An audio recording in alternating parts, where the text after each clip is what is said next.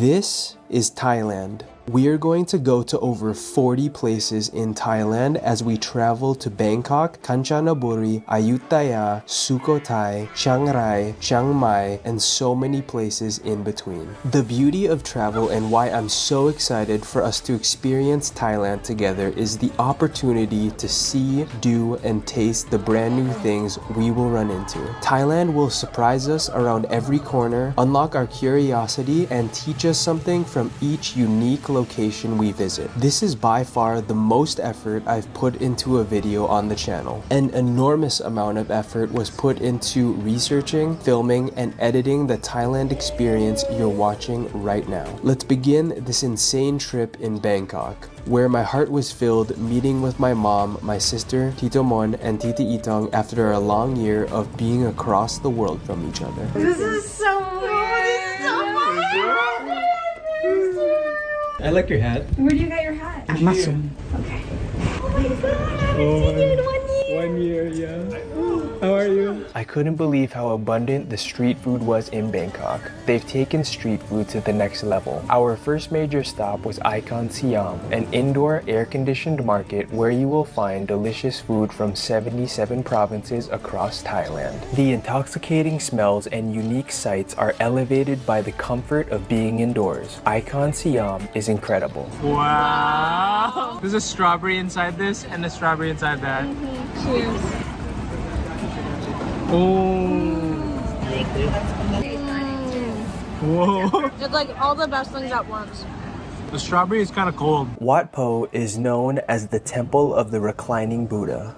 I was shook when I saw how enormous the reclining Buddha was in person. One of my favorite TV shows of all time is Attack on Titan. This was just like seeing a Titan in real life. It is the largest Buddha in all of Thailand. The feet of the reclining Buddha have been adorned with beautiful Buddhist illustrations. This is something you can't miss when you visit Bangkok. On the extensive grounds, you will find gorgeous Buddha statues. A Thai family can be granted permission to leave the remains of their loved ones under these Buddha statues. The family can leave gifts of food and incense under the Buddha, pray to their ancestors, and even change the costume of the Buddha if they wish. We're leaving the biggest palace in Bangkok. I thought it was pretty awesome. The big Buddhas were very shocking to see. Bangkok's flower market, Pakong Talad, is one of the world's largest flower markets. It is open 24/7. So we're entering the Grand Palace. Oh yeah. It looks like an airport terminal. The Royal Grand Palace in Bangkok is located in the heart of the city. It is still used today for official royal ceremonies. I was awestruck just walking on the grounds. I couldn't help but constantly look up at the incredible architecture, insanely detailed statues, and the abundance of rich colors painting the royal grounds. The history of the Grand Palace stretches back to the late 1700s, which is unbelievable considering how well it has maintained its beauty. The Grand Palace is the spiritual heart of the Kingdom of Thailand. We just exited the Grand Palace. We're going to go to the canal tour. We're going to see more of Bangkok from a different angle. The Chao Phraya River flows from the fertile farmland of central Thailand through Bangkok and into the Gulf of Thailand. You can expect to see cruise ship-like restaurant ships zoom by,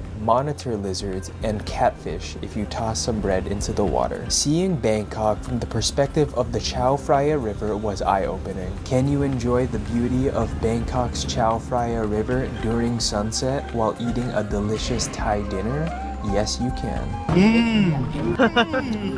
I hope I don't see this in a few hours. This is pork, right? Mm-hmm. All right.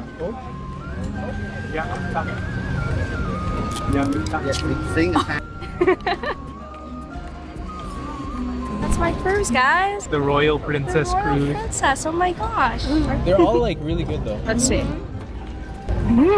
As the sun set, the ships passing by could show off their vibrant colors. After enjoying dinner, we took an electric tricycle back home. We drove through Bangkok's Chinatown, and I can't express how incredible it is to drive through this area at nighttime. It's like a mini New York Times Square. It's time to leave Bangkok and go to Kanchanaburi. In Thailand, coconuts are abundant, and visiting a coconut sugar farm is the best way to see, smell, and taste Thai coconuts and their potential products.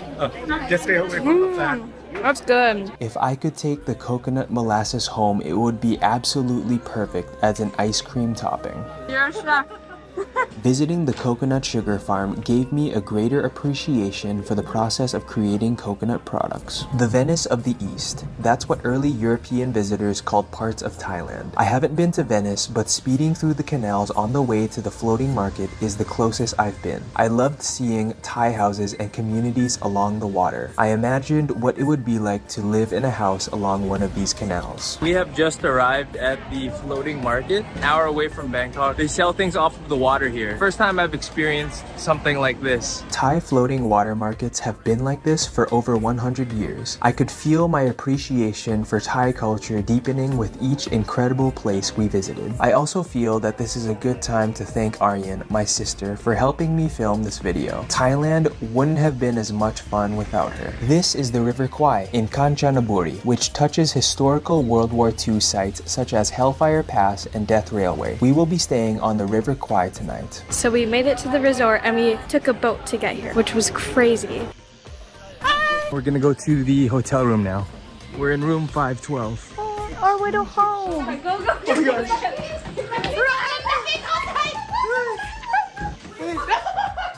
I'm so scared of the bugs. This is so cool. I called it. This is my new TV. Wow. This is our room. A bed here, a bed there, and then Aryan's bed is by the window. Huzzah! Oh, snoppity. What? It's for Hobbit. Please, Andre, we can poop and shower at the same time. Two people can do that separately. I know. Don't poop in the shower. Don't try to shower.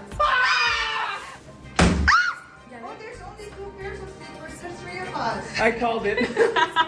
That night, we celebrated a Thai floating lamp ceremony. Whoa, she lit it.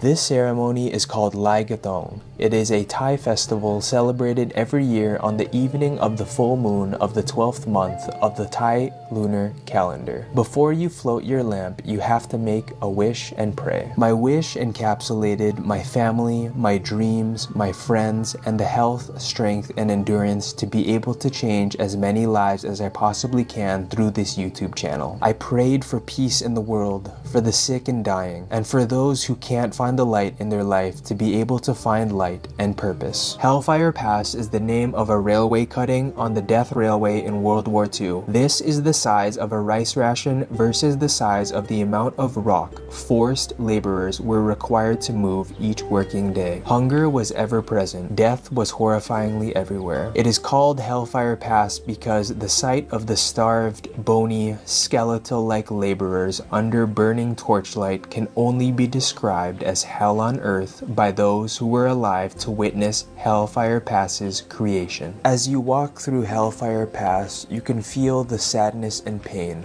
but it's important to remember and learn from the past. Guys, we just entered a train. The next thing is going to be feeding and washing the elephants here. This train still runs on the section of the Death Railway that is still used today. The most notable section we saw was the Wang Po Viaduct. This section of wooden beams was constructed in 17 days by Allied prisoners of war. We just changed into our garbs. Hello. When I came to Thailand, one of the things I was looking forward to most was getting to see elephants up close. Aryan and I prepped the watermelon and banana rice balls to feed these gentle giants. In Thai culture, elephants are the guardians of Buddha, the earth, and its temples. According to legend, the Buddhist and Hindu god Indra had a flying white elephant called Erawan. It was said that Erawan would carry Indra from heaven to earth in order to bring fortune and battle demons to protect Earth. The physical strength of elephants represents mental strength and responsibility. In Thailand, elephants are a symbol of power and status. Having this memory with the elephants and being able to share it with you is such a privilege. While bathing the elephants, I noticed how coarse and thick their skin is. This was the biggest animal I've ever touched in my life. I was jealous of their trunks and how much they can do with them. Elephants are incredible. People say that elephants are afraid of mice and rats. Are you afraid of them? Freshly grilled, ready to eat rice field rats can be found along highways in Thailand. The price per kilo costs less than chicken. They feed on fruits, vegetables, rice, nuts, snails, and insects. But today, I will be feeding on the rice field rat. Alright guys, so on the side of the road, we found some rat.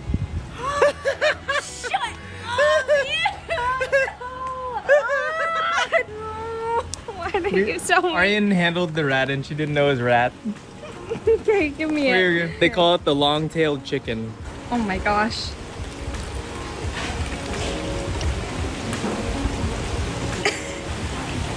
Well, Tastes like a beef rib. is it just tough to go through?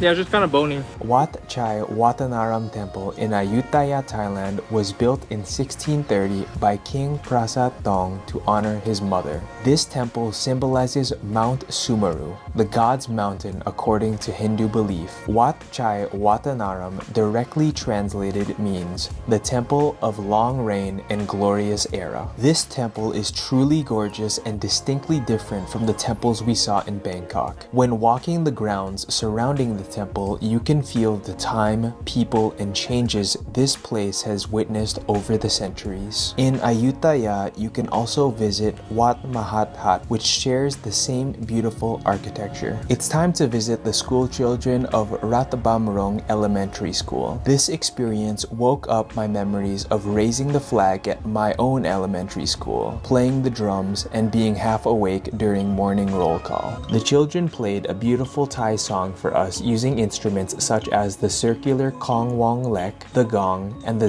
xylophone-like Ranat Tum and Ranat Ek. Seeing the past of Thailand through the places that we visited and seeing the future of Thailand through these kids gave me a perspective of Thailand that I look back on with happiness. I hope you've been enjoying the journey with me so far and have been loving this Thailand experience as much as I have. I saw myself in these kids at Ratbamrong Elementary School and it was so rewarding to see the smiles on their faces. I see this channel as a place where we can share happy memories, experience new things, and reflect on what matters most in life. It means so much to me that you're here and connecting with us. What are your name? Andre, Andre. good playing. Clear.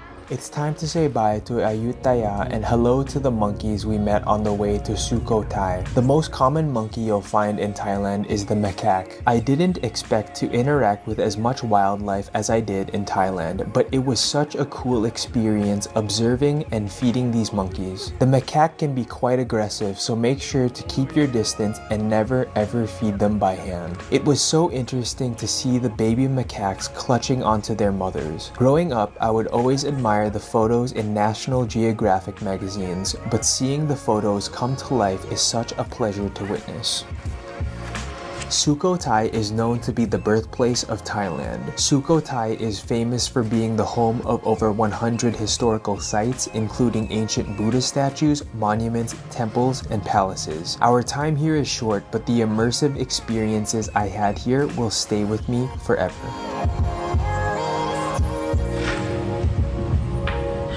Hi! Welcome to the room. Come on in. We have that hallway with the mirror.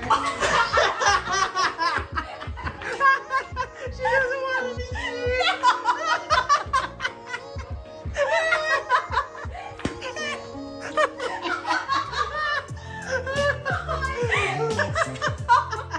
Can you do it again? No, it's authentic, it's authentic.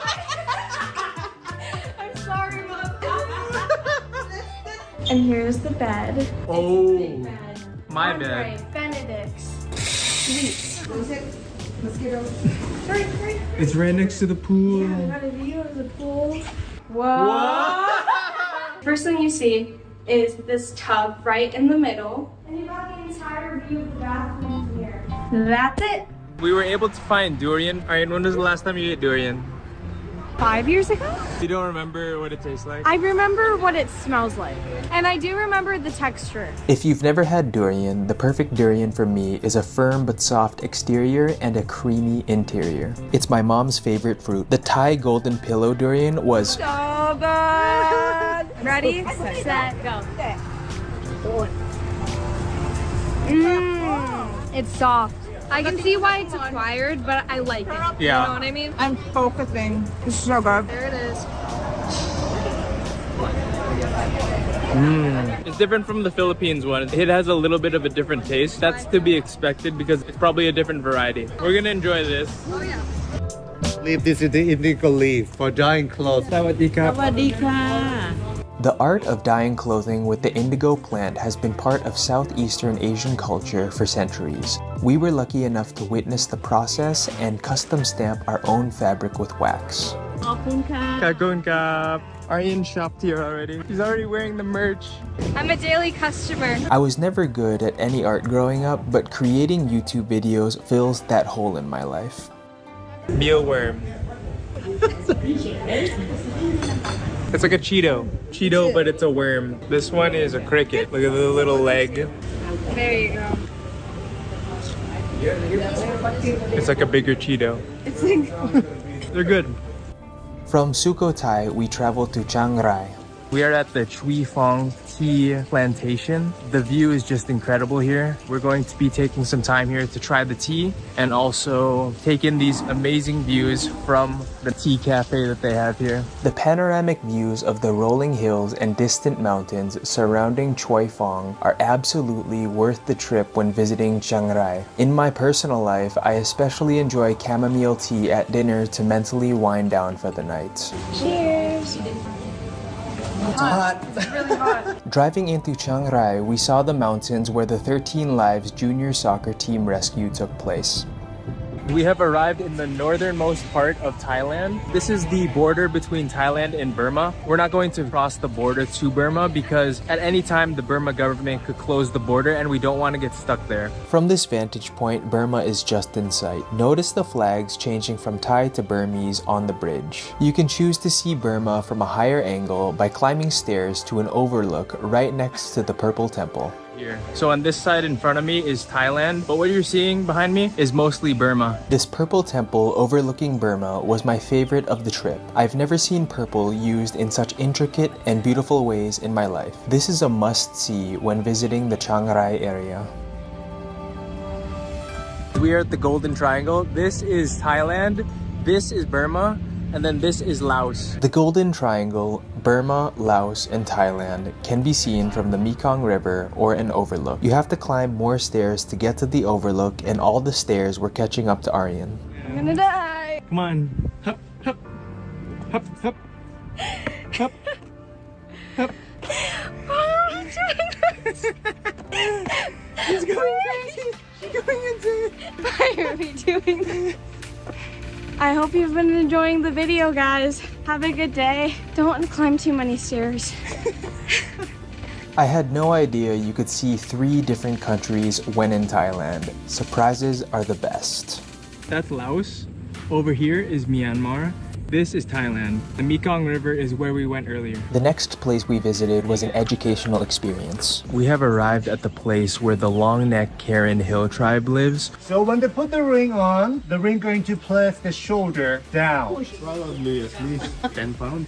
Holy. On your neck.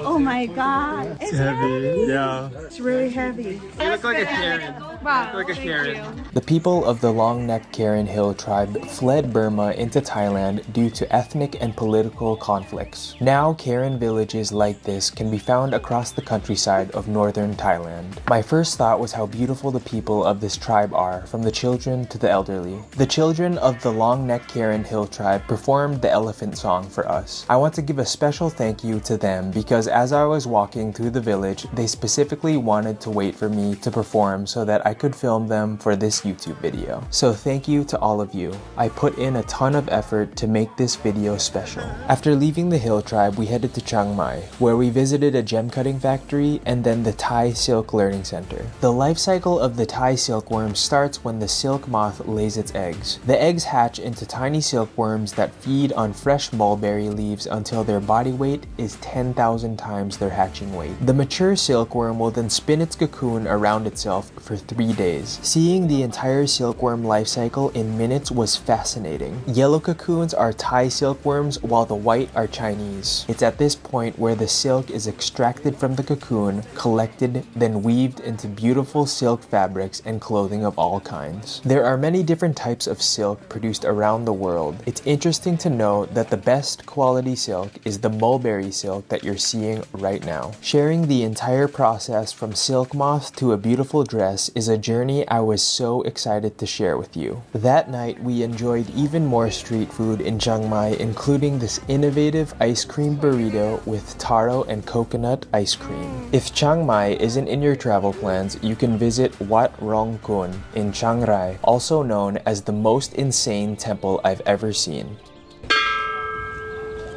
Wat Rong Kun is better known around the world as the White Temple. If you look closely at it during this visit, you can see how the porcelain exterior glitters and sparkles in the sunlight. The outreaching hands at our feet symbolize unrestrained desire. The bridge you cross to reach the temple represents happiness by controlling our greed and temptations. We're going through the White Temple, and it's unlike anything I've ever seen before. It starts in hell, and then the bridge symbolizes earth, and then going to the temple symbolizes heaven. This is a place you can't miss when visiting Thailand. The White Temple is the most insane temple I've ever seen, but I can't pick a favorite place out of all the places we visited. Thailand is overflowing with rich experiences, mouth-watering tastes, and memories you will look back on happily forever. There's another bell. Maybe sure. Please refrain from ringing the bells. Before we left, we found this unique wishing well. I wish I could have an authentic Thai home experience. My name is Ja. This is a home, not a restaurant. No fancy food, but very delicious. You are all part of our family tonight. Ja cooked authentic Thai green curry right in front of us, just as he would for his own family. It was at this point where Thailand felt like a second home. This is our Thai home. You're on the second floor. This is my older brother bedroom. That's the most important room of the house, the Buddha's room. Come on in, everybody. This belongs to my great grandpa. He used to hold on to this, so this means a lot to me. It's a knife. This is a very famous monk in Chiang Mai. I don't know if you met him along the way. This is me. As a Thai man, 20 to 25 years old, consider the best time to become a monk. At least once in your life. To say thank you to your parents for giving you birth into this world. Shave my head, my eyebrows, and become a monk. 12 days. In the mountains overlooking Chiang Mai, you can visit Doi Sutep Temple. This sacred site sits atop Doi Sutep Mountain at an elevation of 3,520 feet or 1,073 meters. The origin of Doi Sutep is still unknown and to this day still remains a mysterious legend. When you visit Thailand, you can expect an abundance of beauty that is truly unique and awe-inspiring. Alright guys, we have arrived at the King Kong Smile zipline. This course features the longest and tallest zipline in Asia. Wish me luck. I don't know what I signed for, but I'll see what I can do. Oh my gosh! That was scary. What is this? What is that? Oh my god, what is this? Oh my gosh! No! RJ, you're the death of me. Oh my god. How are we gonna do that? Oh my gosh, oh my gosh. Sit down. Holy! That was insane. Okay, ready? Mom. It's really chill. Where do I hold? Here? Here? Here? Yeah. Where? It's really chill.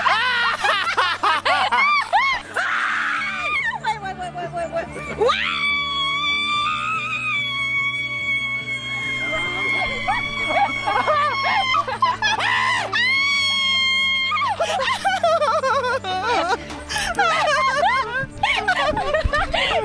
Oh my gosh, oh my god.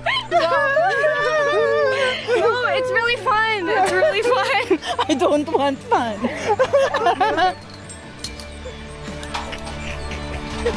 I'm forever changed. You look like a soldier. holding their helmet. I'm forever changed. Why are you screaming? Oh my god. Why you have the key? Why? My ear is broken. He just hit me. Why did he hit me? This is so terrifying. You have to feel the fear and do it Do it anyway.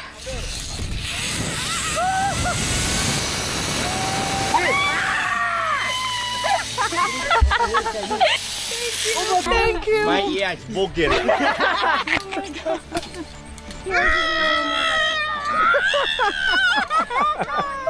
You're safe, Mom. Hey. You saved my ear. Don't push me. Sit down. You will go like 1, 2, 3. Hey, Mom! Mom! All of us are going to die one day. Often my thoughts surround this fact.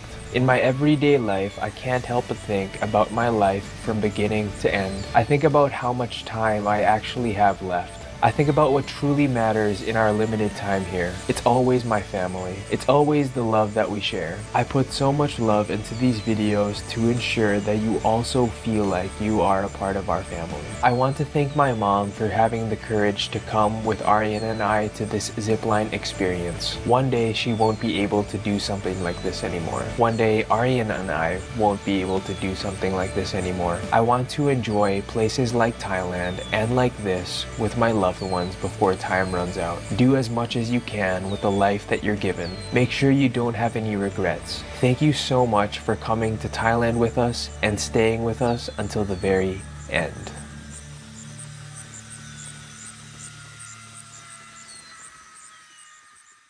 In this video, we will be cage diving with wild sharks in the Atlantic Ocean off the coast of South Africa. We're going to be shark cage diving with South Africa's Marine Dynamics, who offer the only custom-built boat designed specifically for shark cage diving. This custom-built boat will have everything that we need to have an enjoyable experience down there with the sharks. We will be sailing into Shark Alley and diving in the home of countless sharks, including the great white shark and copper sharks known as bronze whalers. You'll find in this video that surprisingly, sharks aren't the only thing in the water with us. During this experience, we will be accompanied by Amy, a marine biologist who will be taking care of us the whole day and teaching us about the sharks while we're in the water with them. In this video, you're going to get an inside look at how we lure these animals to the boat so we can enjoy their company. This is an action-packed video that I had so much fun filming, editing, and creating. The coolest thing about this video is that I'm going to take you into the cage with us so that we can see these sharks face to face. Let's get this experience started with orientation. Specifically designed cage will be lowered into the water and then attached to the side of the boat. You will see that the cage floats. It does not become detached from the boat at any time. We are all here for our sighting, so the stars of our bay at the moment are our beautiful bronze whaler sharks. Another nickname for them is also the copper shark, and that's because of the beautiful metallic coloration they have along their dorsal side, and they do reach up to 3.5 meters in size, so a beautifully sizable shark. If you've done your research though, you'll know that our white sharks have fallen to predation by 2 orcas, and they started in 2017. Unfortunately, those 2 guys, they did choose white shark liver as their snack of choice, and naturally our white sharks did have a fleeing response from the area, okay? But this month has been the month for the return of our white sharks, okay? We have had 3 separate trips where we have had sightings of 4 different shark individuals, alright? So fingers crossed, today's the day they're going to come through, and in terms of their size range, it's been between 2.1 meters all the way up to 3. So we've got some sub-adults coming to play with us, alright? Deadliest cats. Only on Discovery. Only on Discovery Channel. I'm just gonna zip myself up. Zippity doo-dah. Zippity doo-dah. Zippity doo-dah. We're all going to walk down to the harbour, so everyone please do stick to the pavement. We do want you guys down there safely, okay? Are we all ready? Yep. I'm ready. If a car hits us, it's their fault. Yeah. How are you feeling? I like knowing what the setup of the cage is. Yes. And I like the way they explained to us how it was all gonna work. It's attached to the boat. Yeah. So they gave us like a proper screening beforehand, you know, which is nice. We look like we're going to be able to catch some fish. Yeah. It looks like we're going to the North Sea. Yeah. Crabbing. Yeah. Lobster. Holy moly. Oh my god, this is getting me hyped right now. Before getting onto the diving boat, I had no idea that this boat could go as fast as it did. Once we started sailing to the dive location, they shocked us and absolutely floored it. Nice one, guys. Thank you so much. You're welcome. Let's do this. Let's do this, dude. We decided to sit on top of the boat, which gave us better views but was much more windy.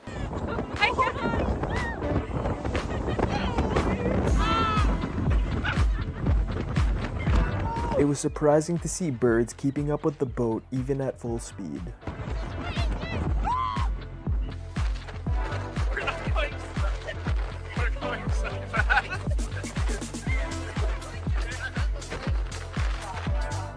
The longer we sailed, the more birds surrounded the boat, and it was obvious to me that these birds knew that there was some sort of reward on board.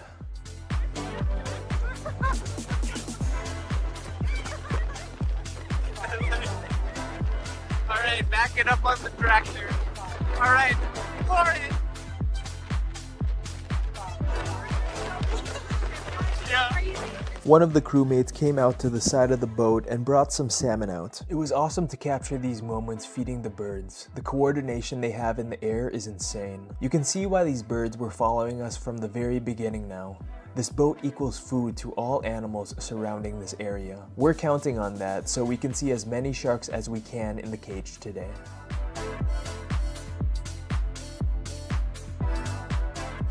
After 15 minutes or so, we made it to the dive location. There were already a ton of birds floating in the water and a few sharks in the water waiting for us there. The crew deployed the cage to be attached to the side of the boat and prepared the chum and bait. This chum and bait combination is irresistible to sharks and other marine life in the area. As you can see here, they use salmon as the primary bait for the sharks. Multiple salmon carcasses are tied up with a rope and the bait is ready for deployment. Over here on the left, you can see the chum master scooping up a bottle of chum. Chum is made of a combination of meat, blood, and bone. Chum in the water creates a scent trail that can be picked up by any animal in the surrounding area, which is exactly what we want. Now let's go back to the salmon bait. With the chum in the water, sharks will know to come closer to the boat. The salmon bait is given to one of the crewmates and tied up to a rope with a floating buoy on the end of it. There are two of these baiters on the right and left sides of the shark cage. With this baiting system, it's possible to control where the sharks swim. The baiters direct the sharks to swim along the cage so everyone in the cage can see these amazing creatures up close and personal. When we're in the cage in a few moments, you'll see exactly what it's like to be a few inches away from a shark. But guys, in terms of where we are, of course, we are putting you in the Atlantic Ocean, so this is a temperate environment. But for South Africa, we have a very unique coastline, okay? So along our west coast, we have the Atlantic Ocean, and then all the way up to the east coast, that's where we have our Indian Ocean as well. So that's where we have our more tropical temperatures. But these sharks, they're very happy with either. They can reach up to 35 to 40 kilometers per hour, okay? Most of the time, they are cruising, conserving energy. But we can see when needed, they can speed up as well, okay? Okay, cool. Hi. You guys ready? Yeah, I'm ready. Yeah, of course, so you're gonna stand on the top, down, like a regular ladder, okay? You guys gonna go all the way to the right.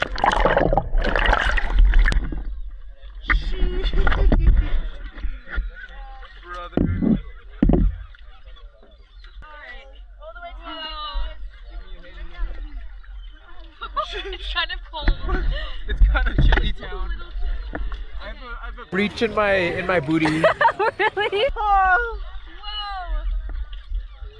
Whoa. Hi. Okay. Woo. It's cold.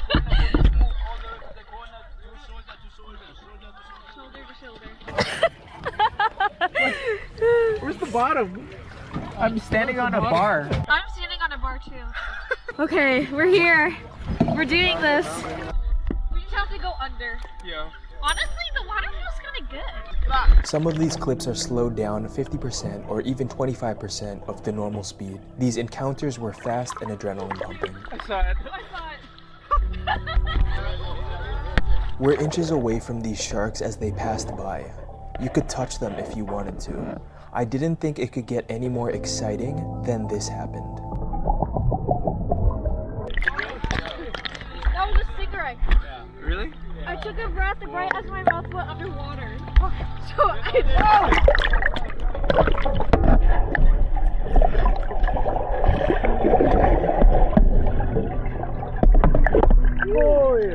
I don't think I got the mouth. I got the mouth. You did? That was huge.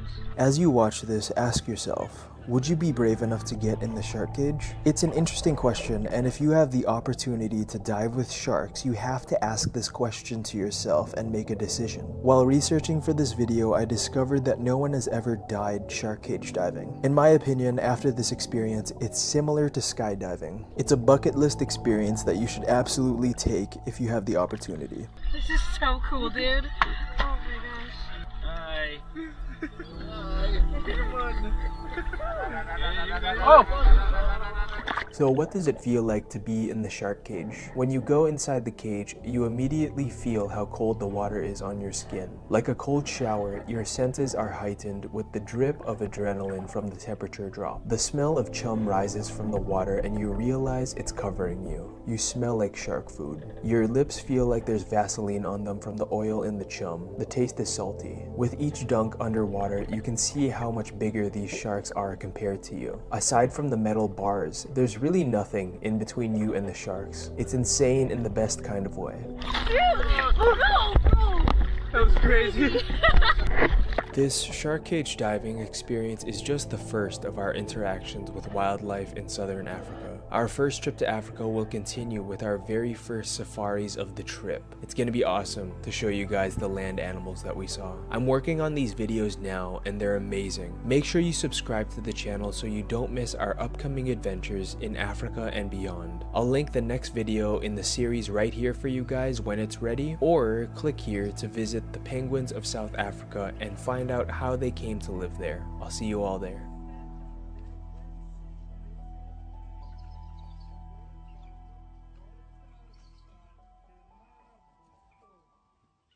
This is South Korea. In this video, I will be taking you with me to Seoul, Busan, and even take a glimpse into North Korea. Before creating this video, I knew nothing about Korean culture, the absolutely gorgeous sights in Korea, the immersive experiences available to us, and just how delicious Korean street cuisine is. We will also learn about Korea's war-torn history and how it has shaped the country over the decades.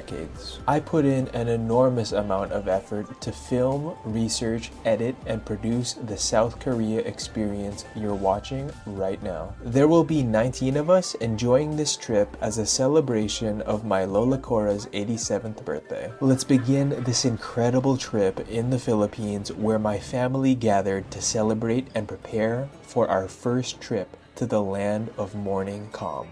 We're going to be surprising her with balloons as she enters the room for her birthday. So I'm gonna be inside and Arian will be outside. Tita Edith and I are going to her room and we're gonna hide under the covers. 930. Yes, who's there? Welcome. Welcome to room 930 for your birthday. Oh, happy birthday. Happy birthday. Happy birthday to you. I'm here. Lola was looking for you. Wow. Picture. Ever since I was a kid, I wanted to capture moments like these with my family and keep them forever. It is the morning of my Lola's birthday. Happy birthday. I haven't seen her in 2 weeks. I went to Thailand. This time you're here, New World. Yeah. The second time to be here and enjoy this place. The buffet looks amazing. It's always a challenge to fit us all into a picture. We're going to be taking a big family photo. A running joke in our family is that we would need a school bus to get us all somewhere together. Even though 19 of us are going to Korea, that's only half of my family on my mom's side. A special feeling comes over me whenever I'm traveling to new places with loved ones. I'm grateful to be able to share that feeling with you through this video. Who is this person? The love of my life. After a short flight, we made it to Korea. I'm excited now. I just got like, oh my gosh, we're going to Korea. We're in Korea. We enjoyed the sunrise as we drove into Seoul, and I felt Seoul waking up. We were hungry from our travel, and I never thought I would say this, but we had Korean barbecue for breakfast. In Korean, dong means neighborhood. Myeongdong is a good place to start when visiting Seoul. Myeongdong is famous for its vibrant night market. Starting at 4 p.m. and open 7 days a week, this night market has over 100 delicious street food stalls. A wide variety of delicious smells fills the air. It's inevitable for your mouth to water. Rows of unique foods you've never ever seen before ignite your curiosity and adventurousness. Cleanliness is not something you have to worry about. It's as comfortable of an experience as it is flavorful. I found the winner for me, and it's going to be the lamb skewer. We're gonna check it out right now. Are you ready? I'm so excited. hungry. The little lamb did not disappoint. Hello. Two friends, they're from France. Yeah, from the south of France. Yes. Beautiful girls. Thank you. The first night in Thailand, we had a strawberry mochi. Now, first day in Korea. I got the mochi, mango and strawberry. Oh, hey. Oh, that looks so good. Yeah, it's so good. Strawberry? Strawberry. Strawberry time. This little guy. Oh, It looks like a big. it's like a booty. Let's go. Oh, Oh, snap. so good. Beef is the most precious meat in Korea. Hanwoo is a breed of small cattle indigenous to Korea. This beef is raised on very specific guidelines and regulated by the government. Receiving beef as a gift in Korea is a gesture of respect, bonding, and generosity. Out of all the street food I tried during my time in Korea, the beefsteak you're seeing right now was the most tender, flavorful, and mouth-watering of them all. Other favorites of ours included the literal grilled cheese with white sweet cream sauce and the torched frozen marshmallow with chocolate ice cream inside. Your eyes and your mouth will love the night market in Myeongdong. Growing up with three sisters, I was exposed to movies like The Princess Diaries. In Seoul, you can visit Gyeongbokgung Palace. There is a fee to enter the palace. However, if you opt to wear a hanbok, you can gain free admission to this stunning Korean palace. Gyeongbokgung means palace greatly blessed by heaven. The beauty of the palace grounds truly reflects this meaning. Hello. Hello. Where are you from? Seoul. Korea. 안녕하세요. 안녕하세요. Notice the colorful underhangs of the rooftops of the buildings. If the overhangs are colorful, a female member of the royal family took possession of the place. If the overhangs are dull and gray, the king or male member of the royal family took possession of the place. The immersive feeling you possess when you wear a hanbok and see other people enjoying the royal grounds in their hanboks makes this experience a must when visiting Seoul. You can also visit Changdeokgung Palace, the Palace of Prospering Value, which offers similar sights and experiences, but I would recommend choosing one or the other when planning out your visit to Seoul. Anywhere you find yourself in Seoul, you may spot a tower overlooking the city. This tower is called Namsan Seoul Tower, and it is the highest point of Seoul. Namsan Seoul Tower is known around the world for the locks of love at its base. Couples flock here to lock their love for eternity. We have just arrived here at Namsan Tower. There's an amazing view of Seoul from here. It reminds me of that Views album cover where he's sitting on the edge of this tower. Why is a change in perspective so powerful? A change in perspective can completely change the way we see our past mistakes and frame them as necessary pain to help us grow into the people we were meant to become. Open-mindedness, understanding, and putting ourselves in other people's shoes help us to get to know the people we love and loved more deeply. Aryan said this is the milk that you should get when you go to Korea. Banana, strawberry, melon. Let's start with the melon. Don't finish it. It is good actually. Sometimes with drinks, they have the flavor, but it's not like the flavor, but it actually tastes like the flavor. Bananas? It's really good. It's really good. Bananas? It's good. It's really Sure. good actually. Better than melon? I think they're the same. Yeah, they're the same. Yeah. I like the melon more. I'm lactose intolerant. Yeah, Yeah. strawberry. Yeah. It's really I good. want the melon. Okay, wait. 1, melon. Second is strawberry. Third is banana. Number 1, strawberry. 2, no offense to mom, banana. And then number 3 is melon. 1 strawberry, 2 is melon. Number 3 is banana. I think what would be good is strawberry banana. Have the strawberry banana flavor. What do you mean? Oh. Wait, can I? Whoa. Is it good? Yeah, it's good. Why can't you do that with the melon, good. though? Who wants a strawberry melon? Like, My favorite flavor is melon banana. Good night. good night. See you tomorrow.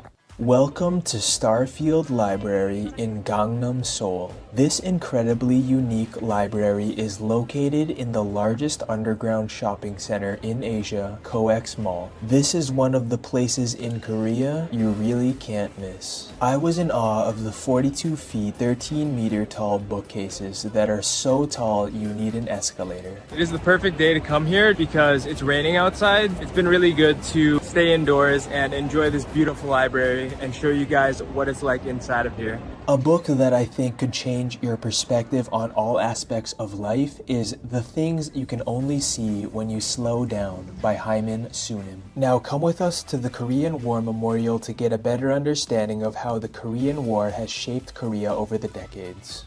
We've just arrived at the Korean War Memorial. Let's explore it together. The Korean War was waged between North and South Korea from 1950 to 1953. North Korean forces crossed the 38th parallel with the objective to spread communism worldwide. Seoul changed hands 4 times. First taken by North Korea, retaken by UN forces, captured by the Chinese, then reclaimed by South Korea. The Korean War never ended. An armistice or agreement made by both sides stopped the fighting. The DMZ, or demilitarized zone, was made in order to return prisoners back to their home countries and negotiate towards an agreement that can finally end the conflict. Good morning, you guys. No trip to Korea would be complete without going to the DMZ. I hope you guys enjoy. I didn't expect to feel the deep sadness that I felt when visiting the DMZ. It's as if North and South Korea are siblings who had an enormous fight and never forgave each other. When you visit the DMZ, there are echoes of crying from the pain of fighting, screaming from the horror of what has happened, and begging to make Korea whole again. Forgiveness is a voluntary decision to let go of your anger and bitterness. It might feel good to hang onto anger for a time, but the cost is that it rots your happiness and corrupts your soul. Forgiveness can free you from anger and the control a person has over your thoughts. You can learn to be more empathetic and compassionate for the people who have hurt you the most when you practice forgiveness. You'll never forget or excuse the pain they have caused you. It doesn't mean the person you've hurt will come back to your life. However, forgiveness can bring peace and momentum to go on. I believe the world would learn so much if ever North and South Korea were united once again. I want to thank you for staying with us to this point in the video. We truly appreciate you. We have boarded a train to Busan. We're going to get to Busan in about 2.5 hours. My goal with every video is to maintain a sense of curiosity and adventurousness. We have just arrived in Busan, and I can't wait to go around to the beaches here. Busan is our final destination of this incredible trip. We only have 1 day here, and during this limited time, I'm going to show you some of the most magnificent highlights of the Busan coast. Hyundai Beach, a white sand beach that is the most famous and iconic in Busan. Hyundai Beach reminds me of my time in California and the memories I made in Santa Monica and Venice Beach. So far in my travels, Hyundai Beach takes the top spot in cleanliness, which is incredible considering how close it is to the bustling cityscape. From Hyundai Beach, you can see a white lighthouse in the distance. This lighthouse overlooks the Kwangon Bridge or Diamond Bridge. This is the first bi-level bridge I've ever seen. Not only does traffic flow on top, but there is a level below where even more vehicles can traverse. Kwangali Beach faces Kwangan Bridge. The car chase in Marvel's Black Panther starring Chadwick Boseman was filmed in the Kwangali Beach area. Close by, the best hiking trail in Busan, the Ikidai Coastal Walk, leads to the Oryokdo Skywalk. It's from here you can enjoy a painting-like view of the Oryokdo Islets, a group of islands that some say are the most beautiful, not only in Busan, but in all of Korea.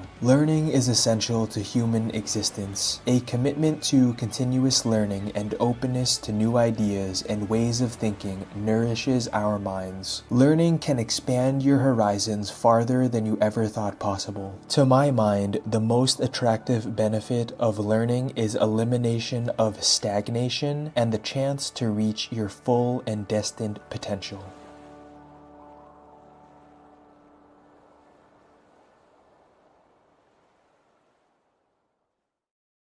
In this video, you will be coming along with me on my first solo travel destination, Camiguin Island. Solo travel has been on my mind for a long time now, and honestly, before this trip, I was scared and uncertain of who I would find and what I would find. My hope is that you will learn more about Camiguin Island in this video and be interested in visiting this beautiful destination in the future. So let's get on the ferry to Camiguin Island and face our fear of solo travel together. Yeah, it's just me. The longer I stayed on the ferry and the closer I got to Camiguin Island, the higher my excitement level rose. I knew I wasn't truly alone. I'm taking you with me. Do you feel the anticipation? It's time to experience Camiguin Island together.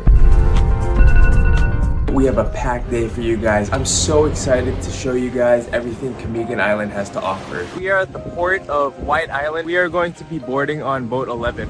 The sea wind ignited my senses, and in no time we landed on the sandbar island in the Bohol Sea.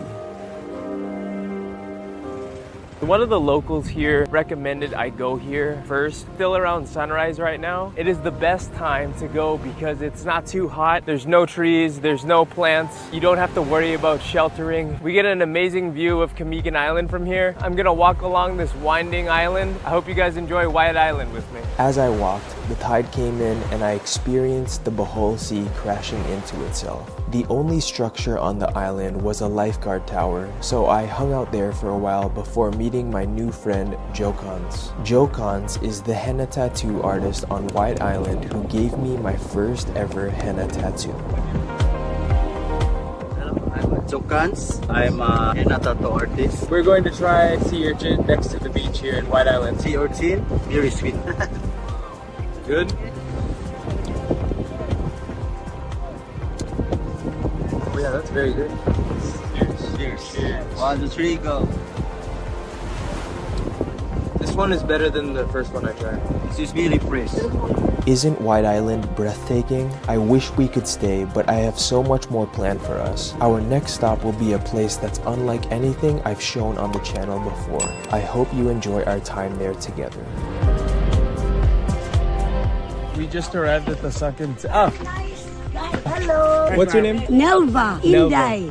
I'm a retired teacher. Bukibuk volcano 3 times erupt. First eruption is 1948. Second eruption 1949. Last eruption 1951. There are plenty of died persons. 3,000. Oh really? Yeah. Here In Camiguin. That cemetery during Spanish period. 151 years gone already. Try to snorkel. I'll try. There. Nice to meet you. Okay. Nelva. Continue. The Sunken Cemetery. A cemetery is a burial ground for the dead. The Sunken Cemetery wasn't always sunken. In the 1870s, a volcano in the vicinity erupted. This resulted in the cemetery and the city surrounding it to sink below the sea. People were unable to place flowers for the dead. The gravestones disappeared over time. The man-made island and giant cross off the coast of Camiguin Island was built to remember what was lost here. When I entered the water, all of my senses were heightened. The head of a fallen statue was seemingly the only clue that a city and a cemetery were here in the past. The longer I stayed in the water, the more time I had to think about what I was actually doing. I'm visiting this city and its cemetery over 150 years after it has disappeared. Nature has taken this area back, and all the life I'm seeing here, the fish, the giant clams, the tiniest organisms I can't even see, are living where people used to live. This was the coldest I had ever felt in the water in the Philippines. I was trying to imagine the people who lived here in the 1800s. Did they eat giant clam? What were their dreams? Just how many people were buried right here, right under me? Was the giant fallen cross that I can't even fit into the frame visited every Sunday for Mass? The darkness of the ocean and the patting of the rain on my body only elevated the experience in this atmosphere. It still gives me chills thinking about this place, and I absolutely love it. If you have the chance to visit the sunken cemetery off the coast of Camiguin Island, take it. If you're lucky, Nelvo will be there greeting you with a smile.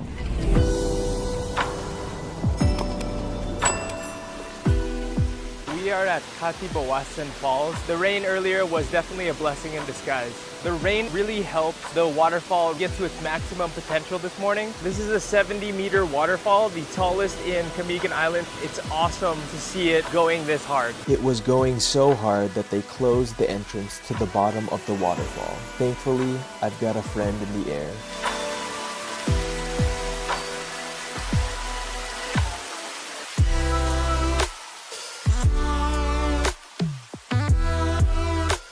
I recently lost Air Benedict, my first drone. I'm grateful for all 148 flights and everything I've seen because of him. So I met with my friends. I met them on the ferry on the way to Camiguin.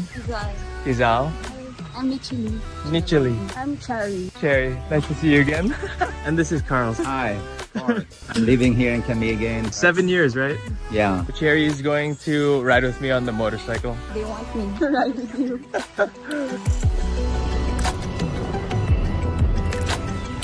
I'm scared.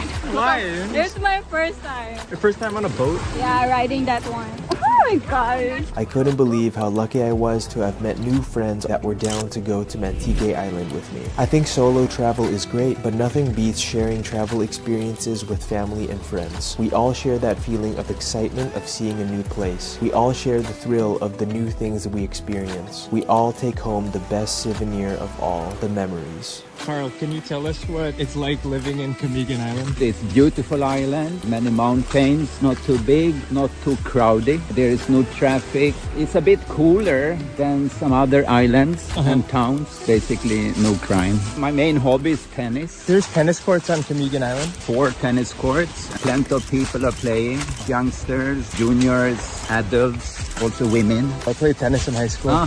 Maybe next time I come we can play. Yeah. You can see Camiguin Island from here. What's this mountain? Timpuong.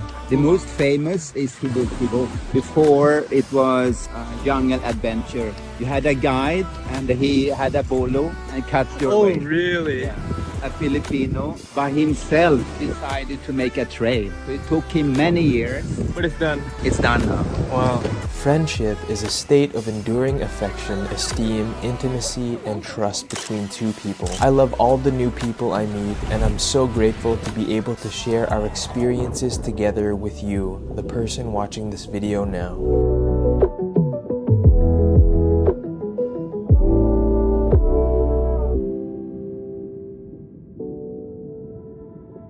I remember the first time watching Finding Nemo, and I was enthralled by the atmosphere, the vibrance of all the colors, and the diversity of life. In the depths surrounding Mantigay Island, I felt an overwhelmingly calm world. I got lost in this tranquil environment and could hear echoes of Nemo, Dory, and Marlin surrounding me. As a kid, I never thought anything in real life could be as beautiful as the movies. But here we are. What makes a goodbye sad? Goodbyes are sad when we can't control them. Goodbyes are sad when you still have dreams and wishes to be fulfilled with the other person. Bye-bye. Nice to meet you, Carl. Bye. We are at Crito's Crust Pizzeria. This is the Crito. I've only been to one restaurant in Camiguin during my stay, and it's been this restaurant. Tell them a little bit about the restaurant, how you started it, and why you like making pizza. I looking for a job. I find this place. I talk to the owner. I make rent, and then they said, okay, we make partner only, so no more renting. So now we make a business partner. So now I start to make a business. Now it's also more good. I only get a small salary. Now it's That's bigger. Yeah, that's bigger now. Because I eat every day. Yeah, yeah, it's true. You come like every day and you order like the pizza. That's right. What I like about Crito's Pizza is that it tastes very authentic. It's true because we use brick oven, firewood. In high school, I traveled to Italy and I discovered that one of my favorite foods of all time was brick-fired Italian pizza. Yeah, it's true. I haven't been back to Italy, but this is the first time since I was 16 that I've tasted pizza as good as Italy. So yeah, more customer from Switzerland, from Netherlands, and they said, oh, your pizza is similar to my place. And then they order like 2 pizza and then, wow, you make good, yeah? They said, yeah, you make a good pizza. Oh, this is my pizza now. Yeah, with anchovy and all meat also. Here we make our own homemade anchovies. Okay, I put inside. Yeah. Okay. Okay. Wow. Nice. Yeah, interesting. 1 minute more. Okay, now you need to move. Because the oven is hot, no? Look on the bottom, it's already brown, no? That tastes so good though. Yeah, so you need to cook more fast. Pizza master. Yeah. So, what kind of wood is this? We use normally the hardwood. Hardwood. Yeah, it's better. Better taste. Yeah, better taste. It's ready. Whoa. Oh, the smoke. Look. Okay. Oh, the pizza is more big than the plate. Outside? Yeah, let's go. Wow. Nice. Thank you for showing me the process of cooking pizza here. It's amazing. Yeah, I'm so glad that. Thank you very much also. Yeah, you come to my place and you try our pizza. More than 10 years for observe to make a good pizza. You can taste the time and the effort. And then we make it for love with smile. That's right. So that's a real pizza and the result is very good. Thank you, good. Okay, welcome. Thank you for coming also. So it's a pizza. The Democritus pizza has anchovy. Anchovy is the favorite pizza of my dad. Ever since I was a kid, I would ask him what his favorite pizza was. He would always say anchovy pizza. In the States, there's never an opportunity to order anchovy pizza. Being able to order it here at Crito's Crust Pizza, pretty special moment. Let's eat. We can't see into the future. If we could, we would know if we should be fearful or not of an upcoming experience. Facing our fears takes a lot of courage, but facing my fear of solo travel to Camiguin Island turned into new friendships, powerful memories, and pure joy that will warm me for the rest of my life. I appreciate you taking the time to stay with me until the very end.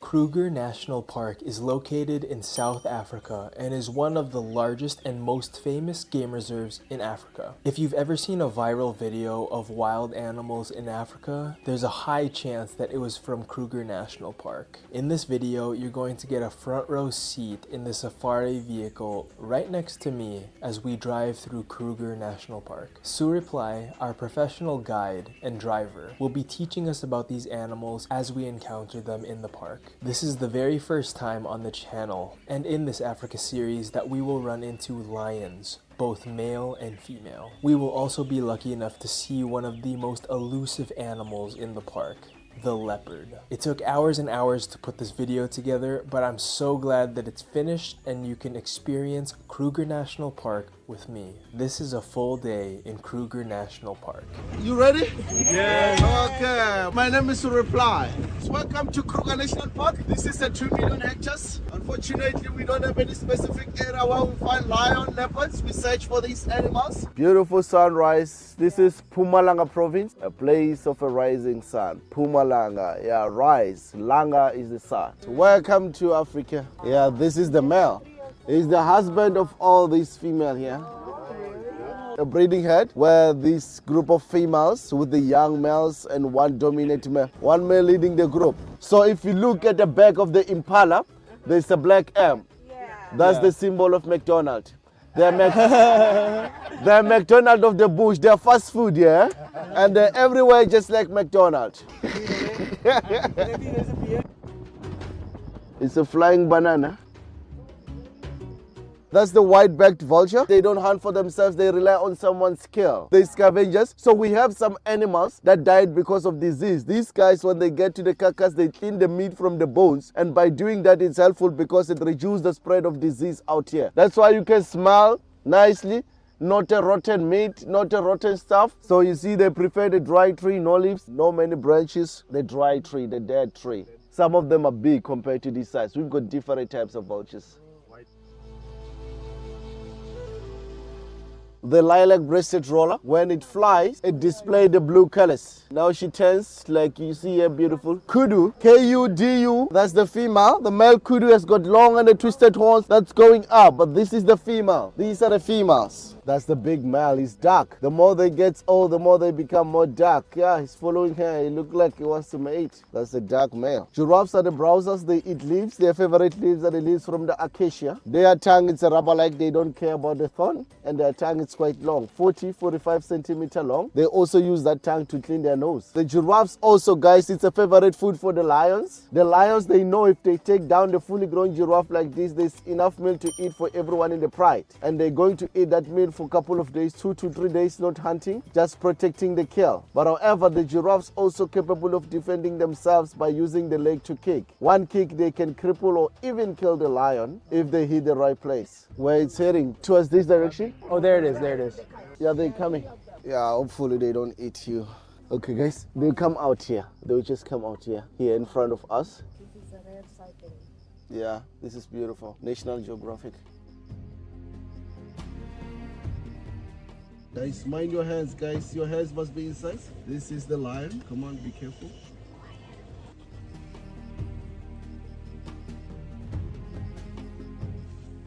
She's calling. Can you hear? She's calling. It was hard to tell just how many lions were in this pride that we ran into in Kruger National Park. The female lions walked right up to the safari vehicle, and I wanted to share with you these long shots of them walking past. They were all separated from each other and seemed to be calling each other in order to regroup. You can see the breath of this lioness in the air. This was still early in the morning and the heat hadn't set in yet. Animals in the area were cautious and on high alert. That's beautiful, guys. We don't see this every day. We encountered 2 healthy male lions during this encounter. You can notice the difference between them by their manes. This male lion had the fuller mane of the 2. It wasn't clear if they were related to each other or if they were competing for dominance. Look at his belly. This male lion is full of food. It made me wonder, what was his last meal? Was it an impala? A giraffe? In an upcoming video in this Africa series, we'll get to see lions hunting and feeding. Another question that came to mind is, why don't these lions attack us humans sitting in the safari vehicles? I learned that it's because lions perceive the safari vehicle and all the humans inside as one large entity. If someone were to step out of the safari vehicle, they would have a much higher likelihood of being attacked. We watched as this male lion searched for and found his lioness mate. The lioness there. Oh, they reunited. Oh, they're kissing. They're kissing. They met up. She found him. Oh, look at them. How sweet. She's ready to mate. Uh-oh. They're gonna meet. They're gonna mate.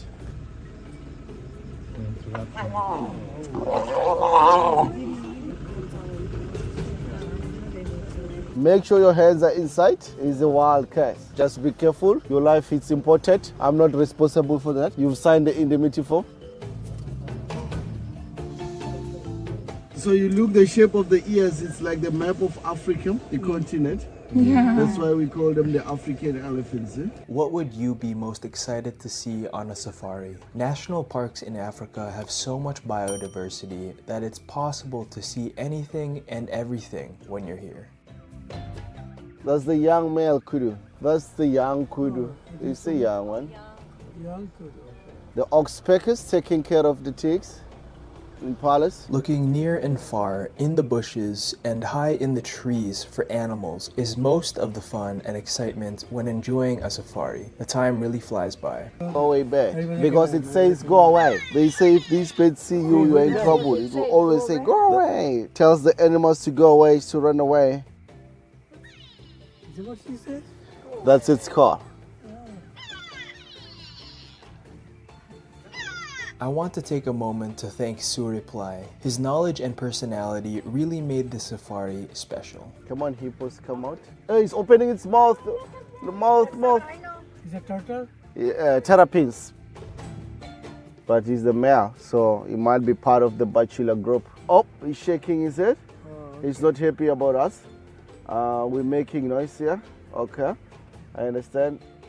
The elephants, the eyesights are poor, but when it comes to hearing, they're excellent. They can see us, we're not far from him. Oh, he's doing the dust buffing, throwing some dust, cooling down. It also helps to chase the flies.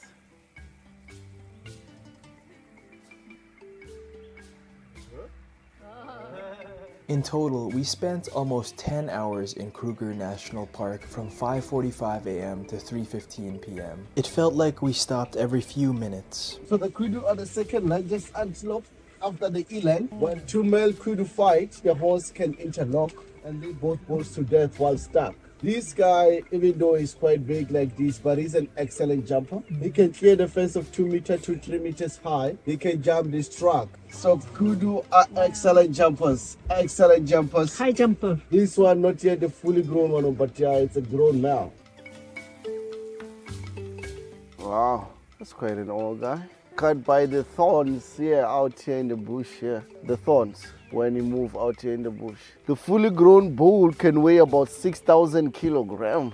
In this park, elephant ivory is not a problem. He might be part of the bachelor group, but this one looks solitary. These are not monkey, these are the baboons. This one, they're quite big also compared to the monkey. These guys also are omnivores. They also eat meat. I've seen the baboons and the impalas, they're friends. You find that where baboon busy eating in the trees, he throws some leaves on the ground so that the impalas can eat. So if you see any lions, dangers, impalas can respond on the alarm call of the baboon. But I've seen the big male baboon wait for the impalas to give birth. Once the impala she gives birth, once she drop the baby, he grab that baby, then he tear it apart and then he eats. These are the troops of baboon. If they get attacked, the male fight back.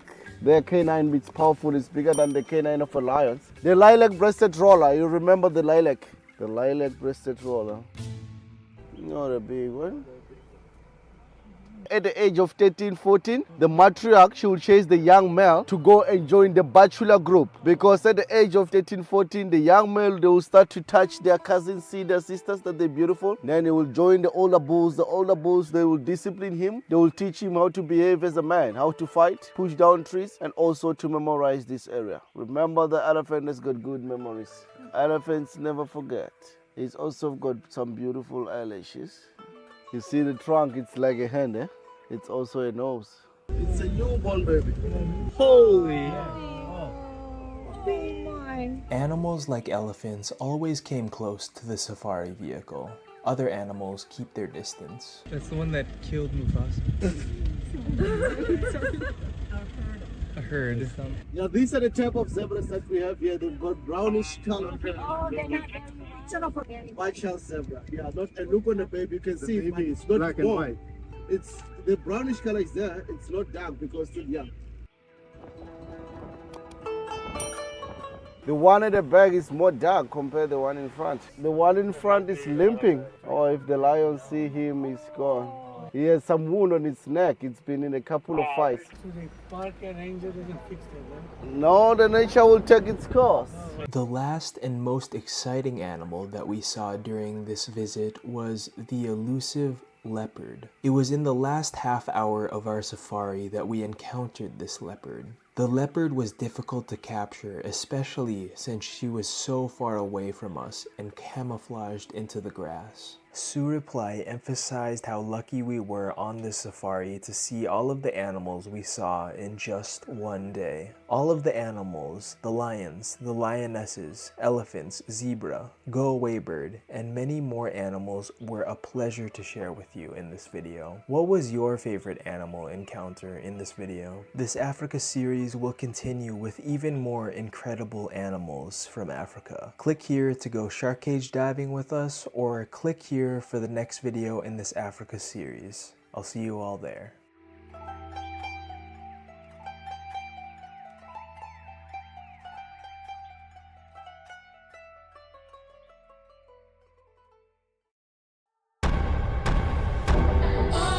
I'm so excited to leave civilization. I get so nervous though, but this is part of the adventure. Part of why I love the channel so much is because we are going to be climbing the highest peak in the Philippines. It's going to be a group of 12 people. If it rains super hard, it's going to be crazy. It's going to be fun. It's going to be something different. Conrad, nice to meet you. Don't sleep. Andre, nice to meet you. He does.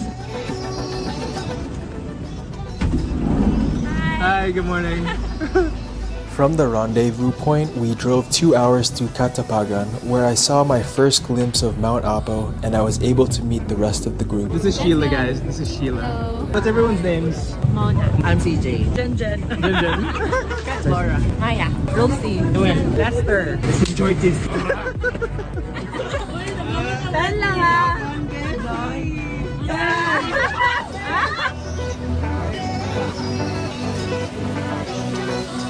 I'm here with Emmanuel. He's the person I contacted to organize the trip. I'm an ear owner of Sakatabay. We're organizing hikes in Mount Apo, Niponon. If you want to live your adventure, reach out to us. You can find us on Facebook, Instagram, and TikTok. Just search for Sakatabay. Right now, we're in Kapatagan, the jump-off area. The vehicle will drop you here in Pulan. You ready? Yeah. We're all packing into the back of this truck. Riding in the back of a truck in the open air like this was a new experience and a great opportunity to take in the environment. This hike included 6 distinct environments. Pay close attention to how the environment changes throughout the video. We're here now. Ooh, I like your Gatorade pouch. We're crossing the Yellow Bridge. This is the start of the trail here. This is like a farm town. This is where some of the locals live here at the base of Mount Apo. Soon here, the paved road will stop. It's starting to rain, so I'm gonna put my raincoat on. I was worried this would happen.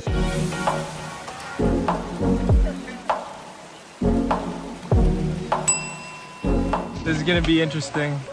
You're looking like a weirdo. We look like Teletubbies. Thank you. While we were walking through the farmland area, I could feel the excitement building inside of me. I couldn't wait to leave the grip of the comforts of society and enter the space where there's no going back. We are exiting the farm area and going into the jungle. The rain in the beginning of the hike set the tone for how this hike was going to go. It was going to be cold, wet, muddy, and challenging. Little guava. The guava. Fresh from Mount Apo. From Mount Apo.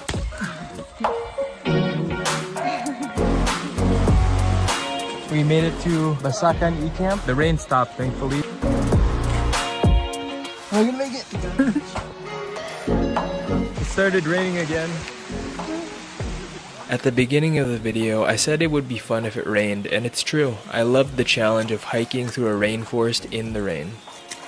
I switched with Sheila. She's wearing my poncho because it's able to cover my backpack.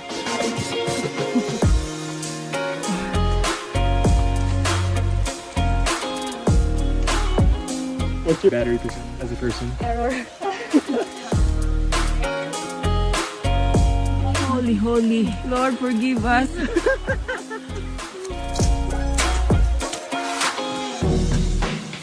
We made it to the Tinikaran campsite. We're going to be staying here for the night. We're going to be hiking tomorrow morning at 2 a.m. That's when we start. We're going to be going to the summit at that time. Good morning, 1:45 a.m. Dude, last night was so cold, like, oh my gosh, my feet were wet the whole night and I kept on shivering. I don't think I slept through like a full hour. It was at this point in the trip where I felt truly immersed and away from civilization. I took comfort in the fact that I was surrounded by new friends that had the same goal of summiting Mount Apo. I felt more than fit enough to get to the summit, and I don't take that for granted. Health and fitness are a huge part of my life, and I'm grateful to have been fit enough to enjoy this hike and take in every moment. If they have extra. Oh! Wow. Okay, let's go. Lord, ask your guidance so that reach our destination safest. Lord, help us. Lord, help us. No rain, please. Please. It's the first time I've done a night hike. How often do you push yourself outside of your comfort zone? I find that the more I push myself out of my comfort zone, the more I can enjoy the mundane things in life. We made it to the point where we are past the tree line. It's warm. Oh, I feel it. Yeah. I put on gloves because the heat was from sulfuric vents that made some rocks hot to the touch. What will be the story of your life? Before I started the channel, I would ask myself this question often and play scenarios of my whole life in my mind. It's when I discovered drones in 2020 where I was able to start shaping a story and purpose to my life I was truly happy with. It was that shift in perspective and seeing how beautiful the world was that pushed me to start a YouTube channel focused on travel. It didn't just become my story, but part of the story of everyone I've had the privilege of meeting so far and sharing with all of you the Earth's beauty. Look at everyone else. You can barely see them. They're like specks. There. We're going all the way up there, probably farther. Let's go.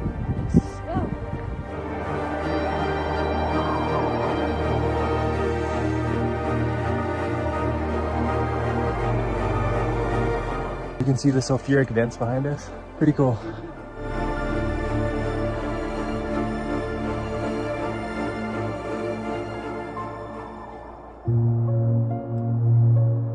The air's getting thinner, that's for sure. Close to 9,000 feet above sea level. Those were the clouds that rained on us at the farm yesterday. Way above those now.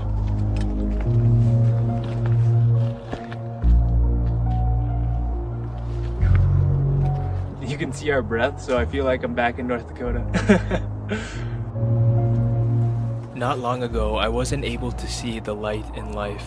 Experiences like these help me see the light in life and hope in the world. The clouds are following us. This side is cloudy and this side's not.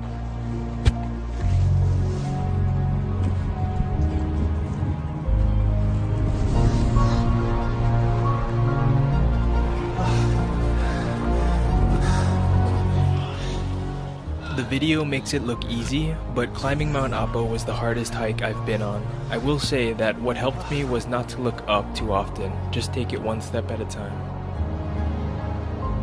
We then made it to the crater of Mount Apo. It's here where you'll find the Dead Crater Lake. I took some time to soak it all in and enjoy it before the final push to the highest peak in the Philippines.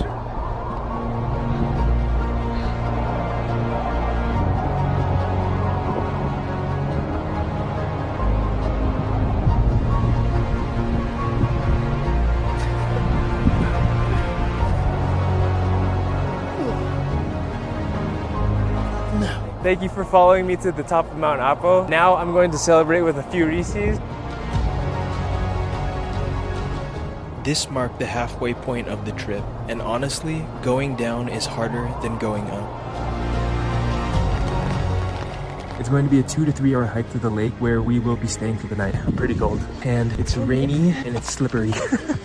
This is where we start our descent. At 7,200 feet above sea level, Lake Venado is the second highest lake in the Philippines. Whoa! We are arriving in Lake Venado. I hope I can take a bath here.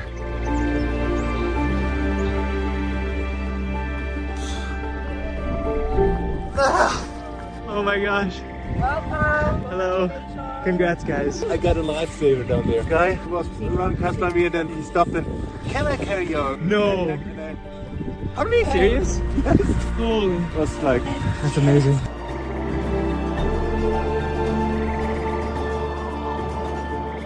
The area of Lake Venado made me feel like we were in the jungle in Tarzan. It was wild, foggy, and the weather was unpredictable. It was the people there that provided warmth.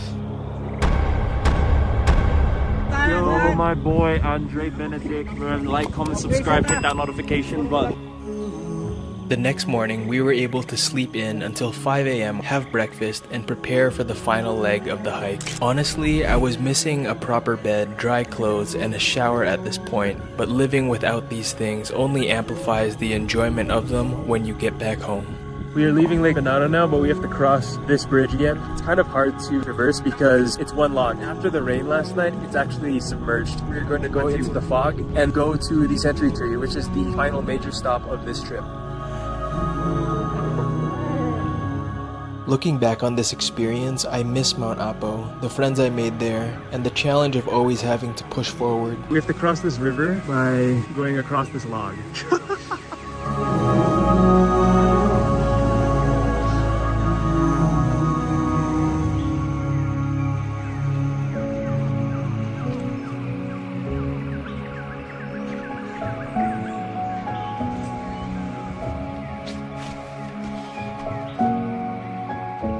I think about you every day. You, the person watching this video now. I want to ensure that each video you see on this channel has something you can learn from, something you will think about that could change your life, something that will give you the courage to go for whatever your heart is begging you to do, to chase your dream. Conquering Mount Apo and the successful creation of this video gives me confidence that I can change someone's life, reach a deeper part of them, and fulfill my own dreams. I hope you enjoyed the video, and I will see you in the next one. In this video, I'm taking you all on a trip to Siargao. Siargao is a teardrop-shaped island in the Philippine Sea. Siargao is known to be the surfing capital of the Philippines, but in this video, you'll learn that it's much more than that. You'll discover with me the islands off the coast of Siargao, and we'll visit a place that hasn't been visited in 3 years. We'll continue our Siargao experience to the Tayangban Cave, where there's a surprise for us at the end. Our final stop will be Sugba Lagoon. All I can say is that it's one of the most beautiful places I visited in the Philippines. But it's Siargao, so let's surf. You gonna film while you surf? Yeah. You don't know until you try. You can't bring the white towel. You don't need a towel. Have you ever tried in Cali? Team Siargao. Have you ever been on one of these, Liam? No. I think Liam was more brave than I was to go surfing. Honestly, I was terrified to try surfing. Growing up, I never had a knack for any board activities. I could never skateboard, and when I went snowboarding in middle school, I tore my meniscus in my left knee and I couldn't walk right for a year. I also remember a time when I went wakeboarding and I wasn't able to stand up even once. But most of our fears, embarrassment, and suffering is all in our minds, and I'm happy to share that I love surfing now after surfing in Siargao. So many moments on this channel are firsts for me. The first time surfing reminded me of the power of facing your fears and trying new things. In my experience, more often than not, if you just break through that mental barrier of doing that thing you've always wanted to do or have always held off on because you were scared, these are the moments and days where you feel most alive. Go to the gym, take that group exercise class, try going to that yoga studio you've always wanted to go to. Try learning that new skill no matter how intimidating it is. I guarantee you'll thank yourself next week, next month, next year if you ended up loving it.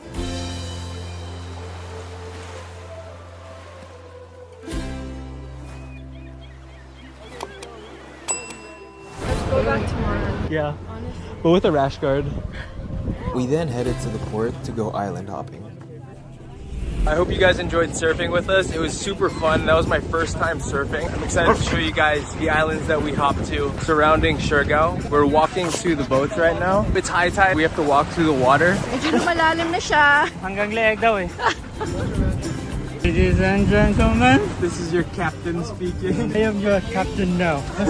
Pupunta tayo sa Guyam. Sa Siargao na word, Ibon. Guyam Island, way back before it was developed as one of the tourist spots here, it was a bird sanctuary. After that, Daco Island. This is the biggest island here. Last stop natin, Naked Island, Sandbar. Sandbar na island. Ivan, our tour guide, was very kind and thoughtful. He surprised me by asking if I would be interested in freediving a fish sanctuary off the coast of Daku Island after visiting Guyam Island. The fish sanctuary hadn't been visited in 3 years after it was hit by a super typhoon. No one knew what state the fish sanctuary was in. You already know I was down.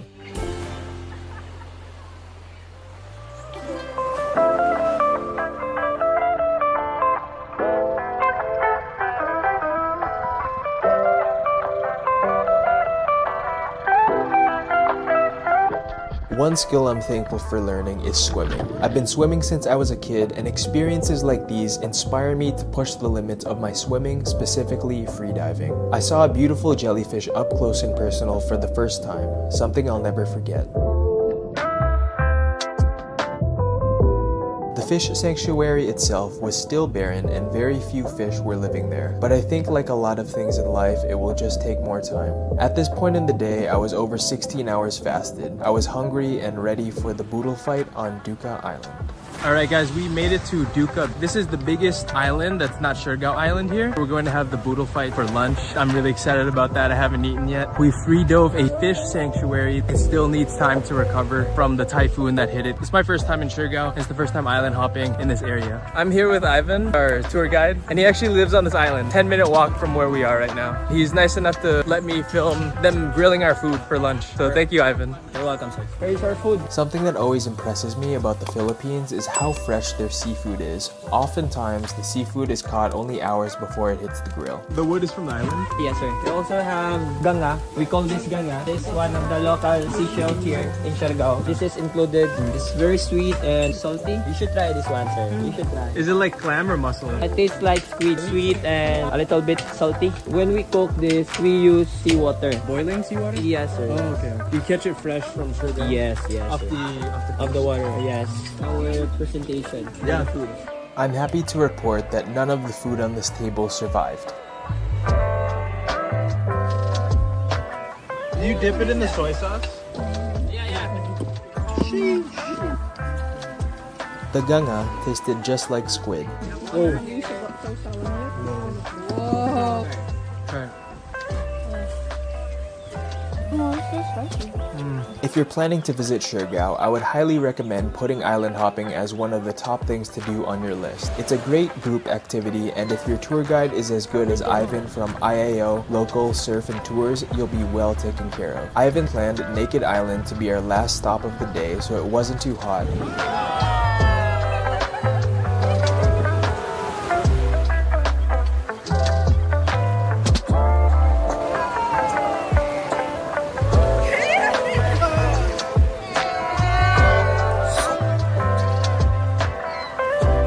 We've completed our Tri-Island tour. Let's go back to the resort and rest for the adventures tomorrow.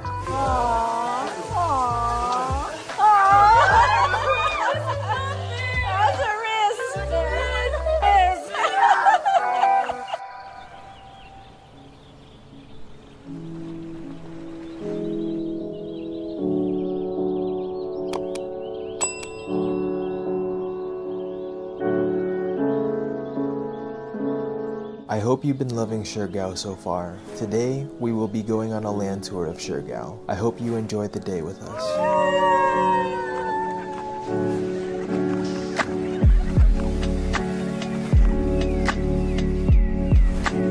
Oh my gosh, they're trying to bite my fingers. Let's bring the puppy. No, he can't swim yet. We'll teach it. He's muscular. Yeah, that works. He's jacked. Oh, he's jacked. Let's go. What's your name? John. Andre. Andre, welcome to Tayangban Cave, Andre. Don't wake up the monkeys. Mosquitoes, feast on me. Bawal maingay, dandahan lang.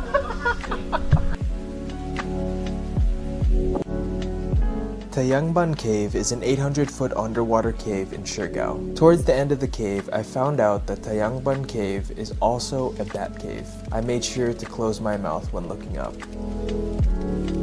Something I didn't expect when I made the channel is just how much I would learn about the places I would visit. Tayangban Cave is technically not even a cave, but a cenote, a sinkhole or natural pit that formed after a collapse of limestone bedrock that exposed the groundwater we are walking through. At the end of Tayangban Cave, you will find a blue water grotto. There's a rope you can swing from that I tried to climb and a platform you can jump off of. I was pleasantly surprised to find all of this at the end of the cenote. It's hard. It's wet. Yeah, you try. You try. That's an excuse. No, you try. Family is a core part of this channel. I remember a question I was asked in an interview that I had when I was in college at UCLA. I was asked, "What does family mean to you?" And it made me cry. It was my third year of college and it was the moment I finally felt homesick. I answered, "Family is the people who love you no matter what. Family is the people that believe in you and give you the courage to chase your goals and dreams even if you don't have the courage to believe in yourself." I want to add to that answer and say that family is the people who will pull you out of the darkest times in your life and show you the light.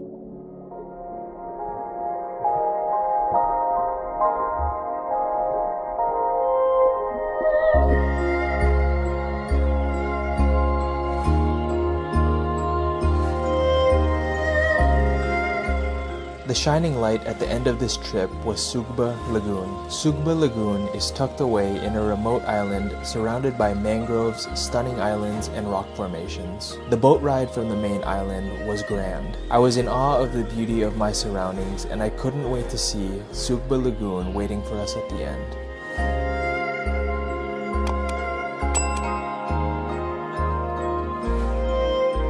We spent an unforgettable afternoon enjoying Sugba Lagoon. Plastic bottles, outside food, and other potential garbage is not allowed on the boat to Sugba Lagoon. Enforcing this rule has made Sugba Lagoon look like a storybook paradise.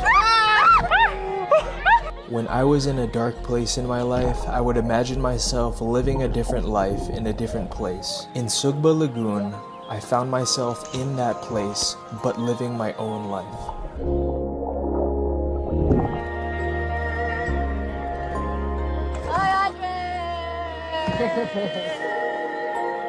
What kind of fruit do you want?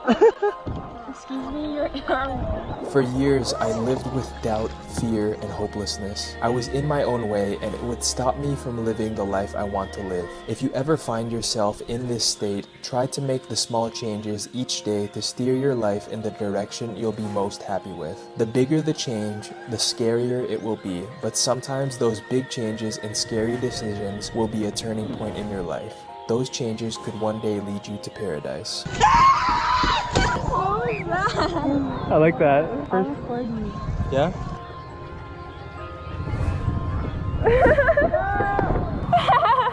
Ready?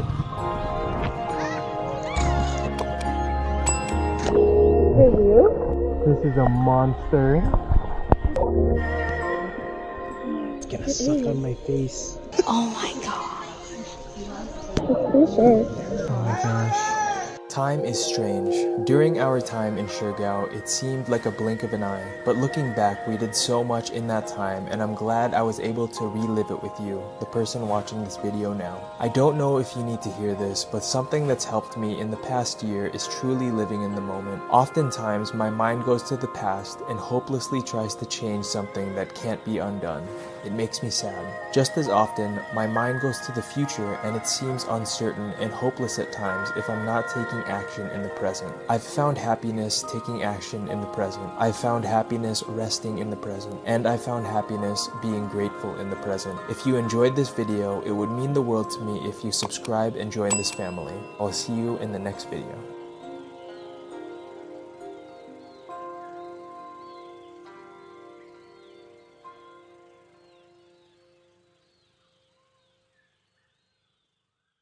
Today in this video, we're going to be hiking to Mount Makiling. It's going to be until the first peak. The second peak is unfortunately closed. Mount Makiling has 30 stations. We will be going from station 1 to station 11. I'm going to meet my guide here in Mount Makiling. Let's hop on the scooter and let's go.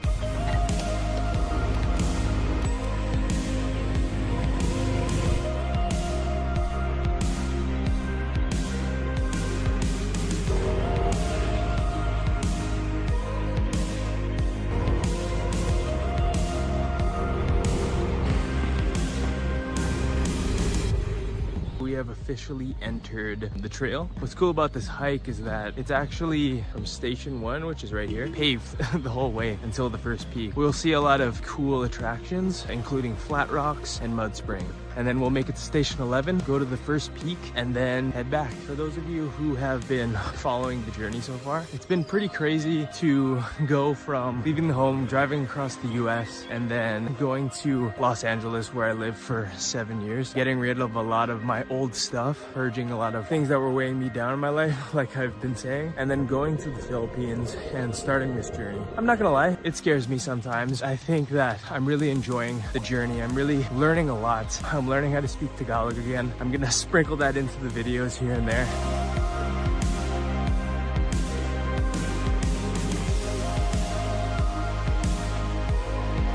Flat rocks right here. Gonna check it out. Don't really know what to expect, but I bet they're flat.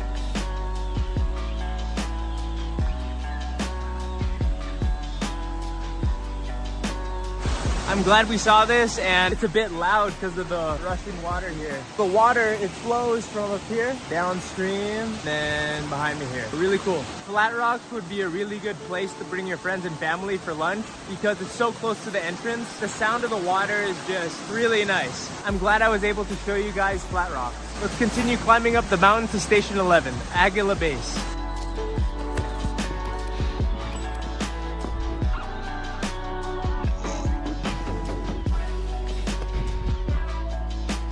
Once we get to Aguila Base, which is station 11, it'll be peak 1. From peak 1 to peak 2, it's not paved. Whenever this opens, we will hike to the second peak, which is the top of the top here at Mount Makiling. But when we do that in the future, I'm gonna walk from station 1 to station 30. It will be a great adventure. I'm sure I'll come back because this is my father's hometown. Hey, Dad.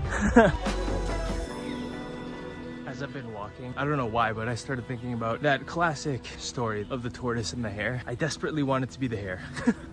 I'm not gonna lie, I wanted it to be fast. I think that's the nature of the generation I grew up in. I remember when the iPod Touch came out, the iPhone, Instagram, you started getting things immediately. I was the hare. I had those storage units. I could have decided to stay in LA. I could have decided to elongate that lifestyle and just keep going on the path I was going. To tell you the truth, I was very unhappy. I have never been more unhappy than when I put material things first, success and money first, and I was surrounded by the wrong people for that. I think the birth of this channel, creating videos, me starting over, doing all this, was the passing away of the hare inside of me. I don't think it's completely dead. I think that I also still have tendencies towards that direction, but for sure, a passing of the baton between the hare and the tortoise. I think being more tortoise-like has helped me create higher quality videos for you guys because I'm able to take my time. I can think about the types of shots I want, the type of story I want to tell. Overall, it's helped me learn how to rest. And I thought that to reach a certain level of success and happiness, I needed to do everything in a day that would normally take a week. And it's not healthy. It's not sustainable. You'll lose a lot of friends. You'll lose a lot of connection to family. And you'll miss out on a lot of quality time with the people that mean the most. Just some thoughts here as I walk through the forest. I really do hope that you guys have been enjoying the videos. It's been an absolute blast making them. I feel like I have a new purpose in my life. I think it's awesome. We're nearing 100 subscribers. The hare in me wants to say we're on our way to 100,000, but let's take it slow. We'll hit that finish line in due time. Let's take our time, let's enjoy. Let's love our families. Let's meet new friends. Let's continue marching forward and up this mountain because I don't know how long it's gonna take. It seems like it's going to be a fun adventure. So let's continue the walk up Mount Makiling.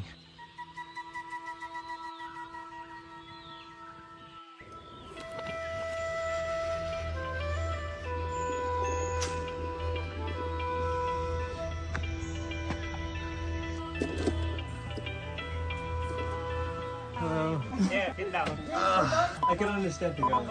Hindi pa lang Tagalog. Saan ka punta? Sa Station 11. Agara Base. Nag-iisa ka lang? Yeah, it's me. Anong station ito? Station 7. That stop was actually Station 7. I sat down for a little bit and drank some water, rested my feet. The man there, his name was Eddie. He told me that inside of that Rainforest Park, if you go into that inlet right there, there's actually 120 houses inside of Mount Makiling. People live here. This is their home. It was really cool to meet someone who lives in this area. He told me that Mud Spring is not that far away. It's the next stop. Let's check it out. The trail is nice. These sounds of the forest, we're surrounded by nature. It's really peaceful here. I should expect rotting egg smell because of the sulfur from the mud spring itself. We're gonna look out for that.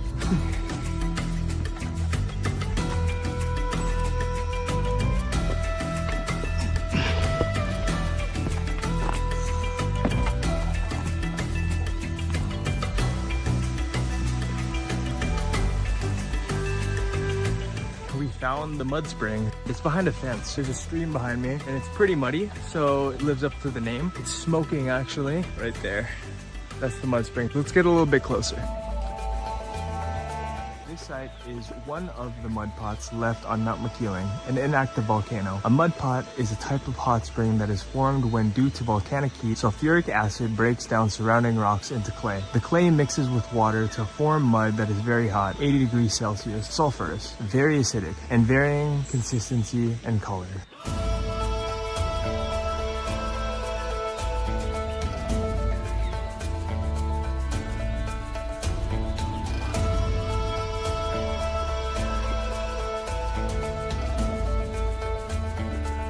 Really reminds me of Jurassic Park, you know? There's something you would find in Jurassic Park.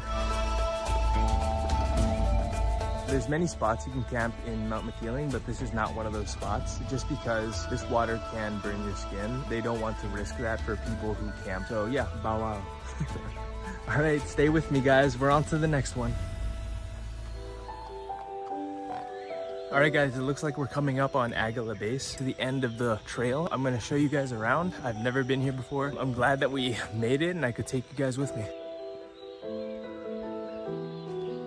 Here's the sign, Agala Base. We've officially made it to the end of our route. And as you can see here, it is Station 11. We made it all the way to Station 11. Agala Base, Station 11, is officially where the paved road ends. You guys can see here, this is literally the end of the road. Behind here, all of this is where you start your hike to Peak 2, which is where we're going to go next time that we visit Mount Makiling. I'm excited to... Holy, it scared me. There's a rooster. Check this out. There's a rooster. There was a person. This thing's a dinosaur. Check it out, guys. He's crossing the road. This chicken's crossing the road. Holy. All right, sir. Let's walk through here and see what's up.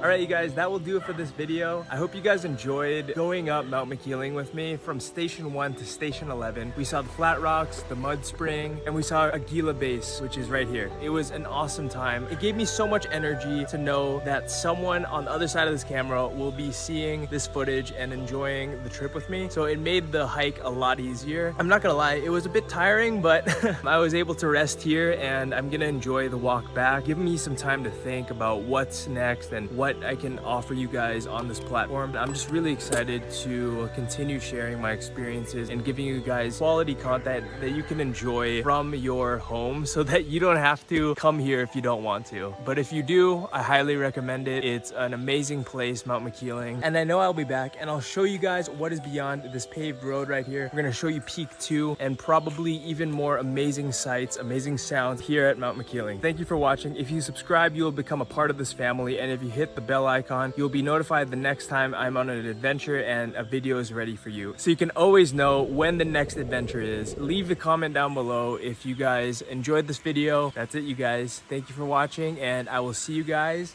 in the next one.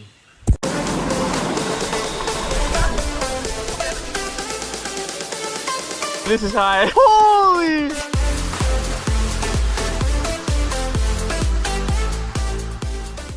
In this video, we will be embarking on a 2-day scuba dive expedition journey to Samal Island, specifically the Canabad Beach area. In this video, you will be coming along with my tita Melanie, her boyfriend Marlon, the whole crew and I on the 4 scuba dive journeys that we go on and everything else we experience during this expedition. Let's get to the boat. We are going to take off at 8 a.m.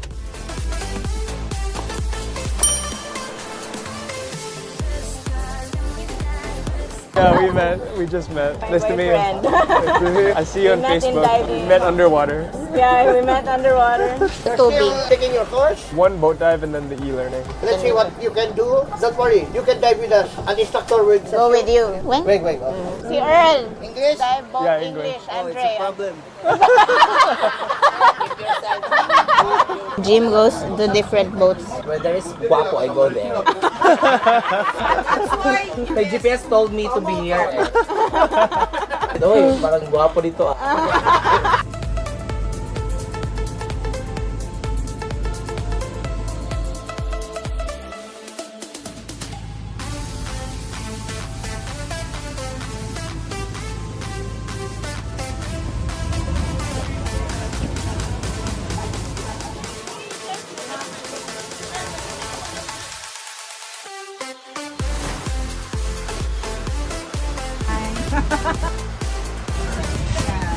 For the mud dive, I told you English problem. Expected that there will be current. If we encounter strong current, go with the current. I have a balloon. We'll just deploy the balloon and the boat will just pick us up. Let's dive. Okay. I'll be able to monitor you also. Okay.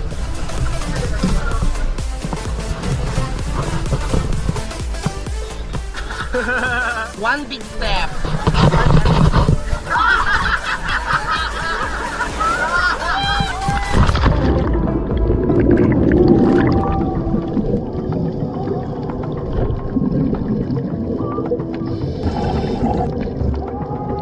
This was the first dive of the trip, but also my 4th dive ever as a scuba diver. My first dive ever, my intro dive, is part of the 3rd video on the channel. I'll place a link to that right now as well as a link in the description box. I'm currently training for my open water scuba diving certification, so technically all the dives for this trip were quote-unquote intro dives. I just learned how to control my buoyancy, aka not floating or sinking too fast and trying to maintain weightlessness. So I was a bit nervous about that, but I trusted my training and the nervous feeling melted away. My immediate thought when I got into the water with the group is that I could feel everyone's scuba diving experience. Some people like Tita Melanie had cameras to capture tiny organisms called nudes, and some just relax and enjoy the beautiful corals and fish, also hoping to see a turtle or any larger oceanic life. We didn't see any on this dive, but it was a great warm-up for what was to come.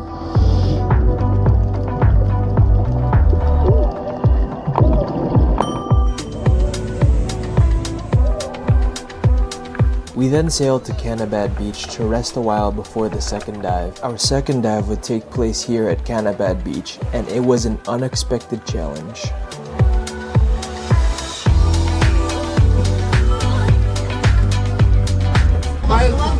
When we're diving, always stay closer to the wall. When you reach to the point where the current is, the current will bring us to the other side. The boat will just pick us up there. As much as possible, you have a reference. You should see the wall. Stay within your limit, staying close together.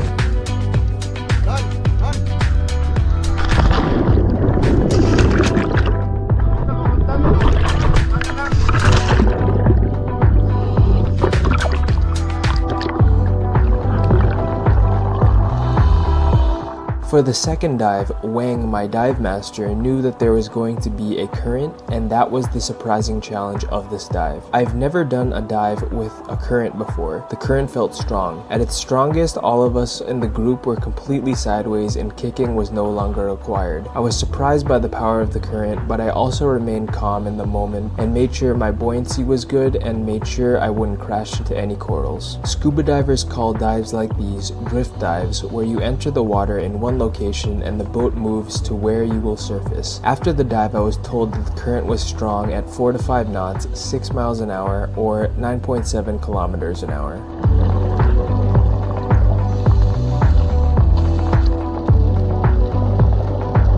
Training for this kind of dive can be done in advanced open water license courses. I'm looking forward to the formal training for this type of dive, but I'm thankful I had enough training in my open water license course to get me by. Towards the end of the dive, we made our safety stop to prepare to ascend. However, we had to take shelter from the current by getting closer to the wall of coral. Wang instructed us to hold on to the hard coral. I ended up holding onto a small piece of coral, and it was at this moment I was grateful for all of my forearm and grip training at the gym, as we waited for him to deploy the balloon to signal our location to the boat. When it was time to ascend, Rika, Venus, Wang, and I did it together. This was an unforgettable dive.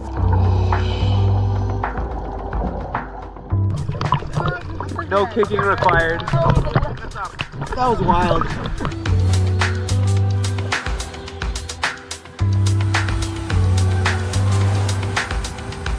After the second dive, we were starving and ready to eat. We bought some fresh caught fish from a fisherman on Small Island and we cooked them on the boat.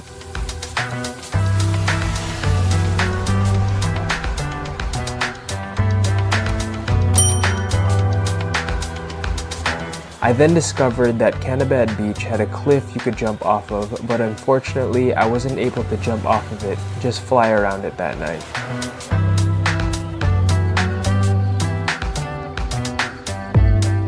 After dinner, we all sang karaoke and some of the divers decided to go for a night dive, and that concluded the first day of the expedition.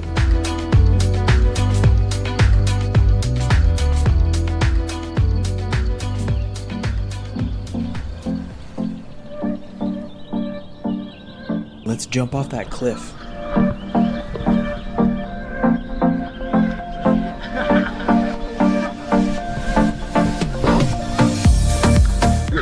You go first. 1, go.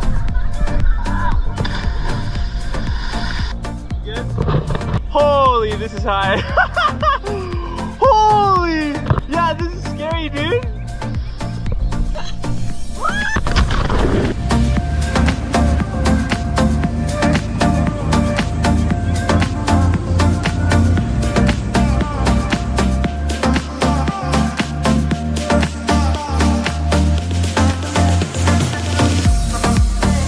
Maximum depth around 30 meters. 45 to 1 hour dive. Stay within the group and always check your air. You guys ready?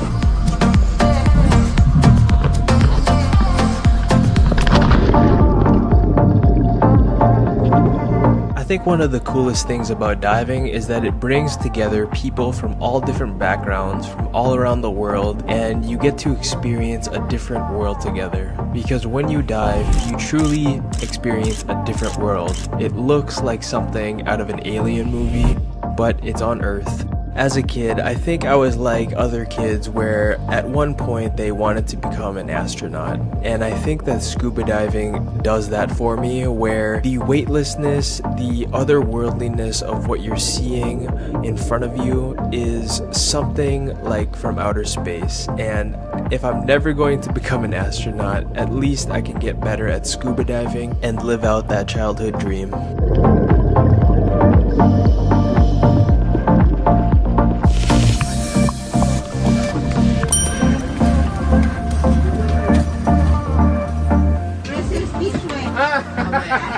We will be diving from here. The shallow area is in our right. Stay within your limits. Check your air always. Maximum dive around 15 or 16 meters.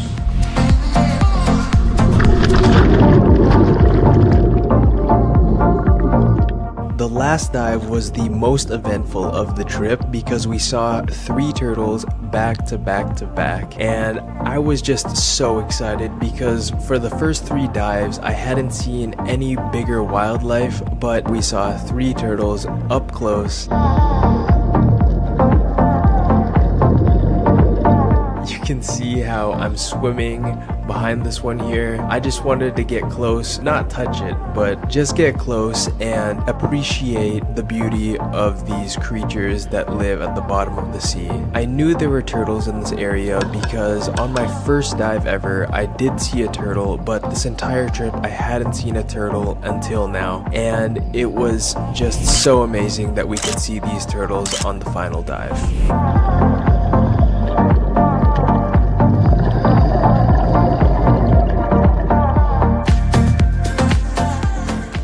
It was time to go home, but we decided to stop by the Vanishing Island where there was one last unexpected challenge. The pier. Salamat. Where we were going, it was towards the airport, so I couldn't land the drone back on the boat like I usually do. They literally wouldn't let me into the authorization zone. We had to leave the boat. I had to land the drone here on this dock, which is in a non-restricted zone. We're gonna pick it up now. I'm just happy that I didn't lose the drone. All right, let's grab it here.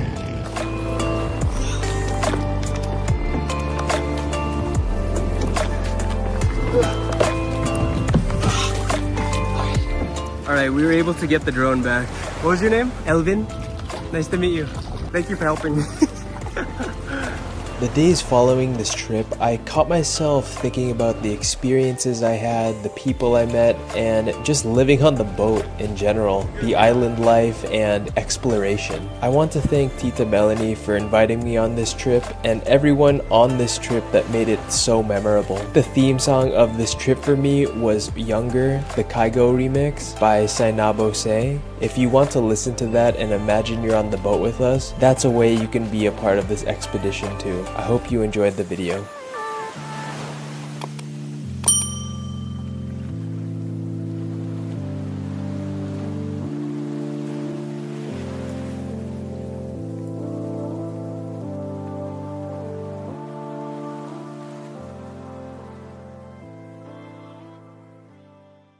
Welcome to Buda. Buda stands for the Bukidnon Davao Road. It cuts through widespread mountains that are enjoyed as a backdrop for a stunning ocean of clouds. Buda stretches 87 miles and connects Davao City to Bukidnon. Along this road, 1 hour from Davao, you will find Barangay Baganihan. I had the privilege to enter Barangay Baganihan and meet the indigenous people who live there. Indigenous means originating or native.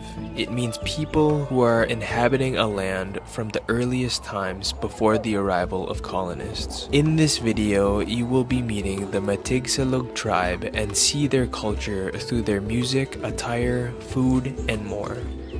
These are the instrument. May buntag.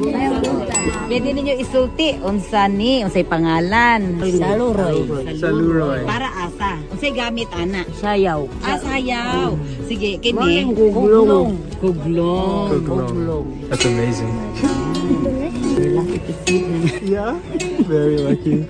They live far away. Oh really? So they're here because? My friend, the one with the blue shirt, the wife is also a native, but a professional one. They invited them. So you get to see the original dances. When they dance, they talk to the sun, they talk to the moon, to nature. They get their energies from nature. Pure culture. Yeah, these are really the original ones. What's your name?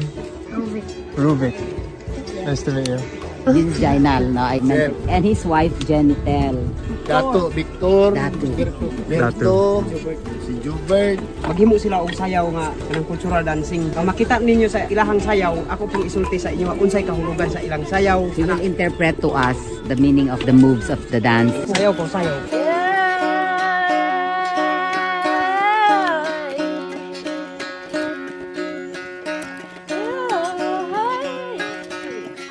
The dance is about the kulasis. It's a kind of bird. They're asking the gods for more children, more birds to come.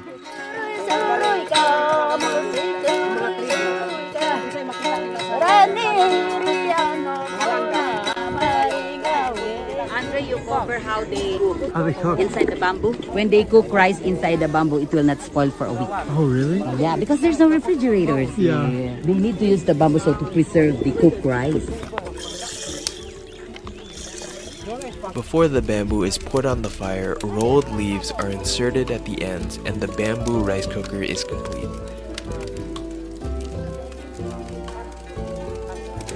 Trabaho karon sa katong isulod na naog kawayan mo. Isulti na ko sa inyo nga mao ni ang tinulungan sa matigsalog sa ing anak nga pagluto. The kind of cooking that they're going to do is what they call tinalumbo. They place inside the bamboo chicken, rice, bugas, water. Length of time of cooking will depend on the heat. Garlic, onions, pepper. The only difference is it's cooked inside the bamboo. Tinalumbo, asin, tapos. He said that in the past, his grandfather will cook it only with salt and wheatgrass. That's it. For the tinalumbo meal, native Filipino chickens were used. Native Filipino chicken is much leaner than chicken from the US. This is my first time witnessing the process of cooking with bamboo. I felt so lucky to have the opportunity to take a peek into the Matigsalog tribe's food and cooking culture. The chicken and vegetables were stuffed into the bamboo, water was added, and then they were ready to join the rice on the fire. This experience really put into perspective how much I take for granted, but those are lessons that I took with me after I left the tribe. Can you tell us about the tribe here? The tribe here is the Matigsalog. They are preserved their culture, like how to cook from old tradition. They will make bamboo into bracelet like here. How long have people lived here? They are the origin people here. They are called indigenous people. Nature are part of their religion, their life. They are the origin here, original people. That's amazing. Yes, sir. People here, they are happy to live a simple life. Have you ever tried native Filipino chicken broth cooked in a bamboo stick by a native Filipino? Luckily, I had the opportunity to try just that. Okay. How's the taste of the bamboo? Yeah, it's really good. Yeah, it's good. How is it, Tito? Very, very good. Not too salty, but it has a lot of chicken taste. Not too salty. Yeah, not too salty. Look, the good side about this, What? you'll be strong as a bamboo. Reflecting on this experience, something that Tita Lengay said kept echoing inside of my head. She told me how these people are truly a look into my heritage and where I come from ancestrally. More than anything, I think the biggest lesson I learned from this adventure was a sense of identity. I've struggled with figuring out who I am, where I come from, and what my purpose is. I think anyone can relate with those same struggles. The Matigsalog tribe helped me learn more about who I am and where I come from. As for my purpose, I believe that documenting these unique experiences and sharing high-quality videos for anyone in the world to see on this channel is a pretty incredible purpose. I hope you enjoyed the video, and I will see you all in the next adventure.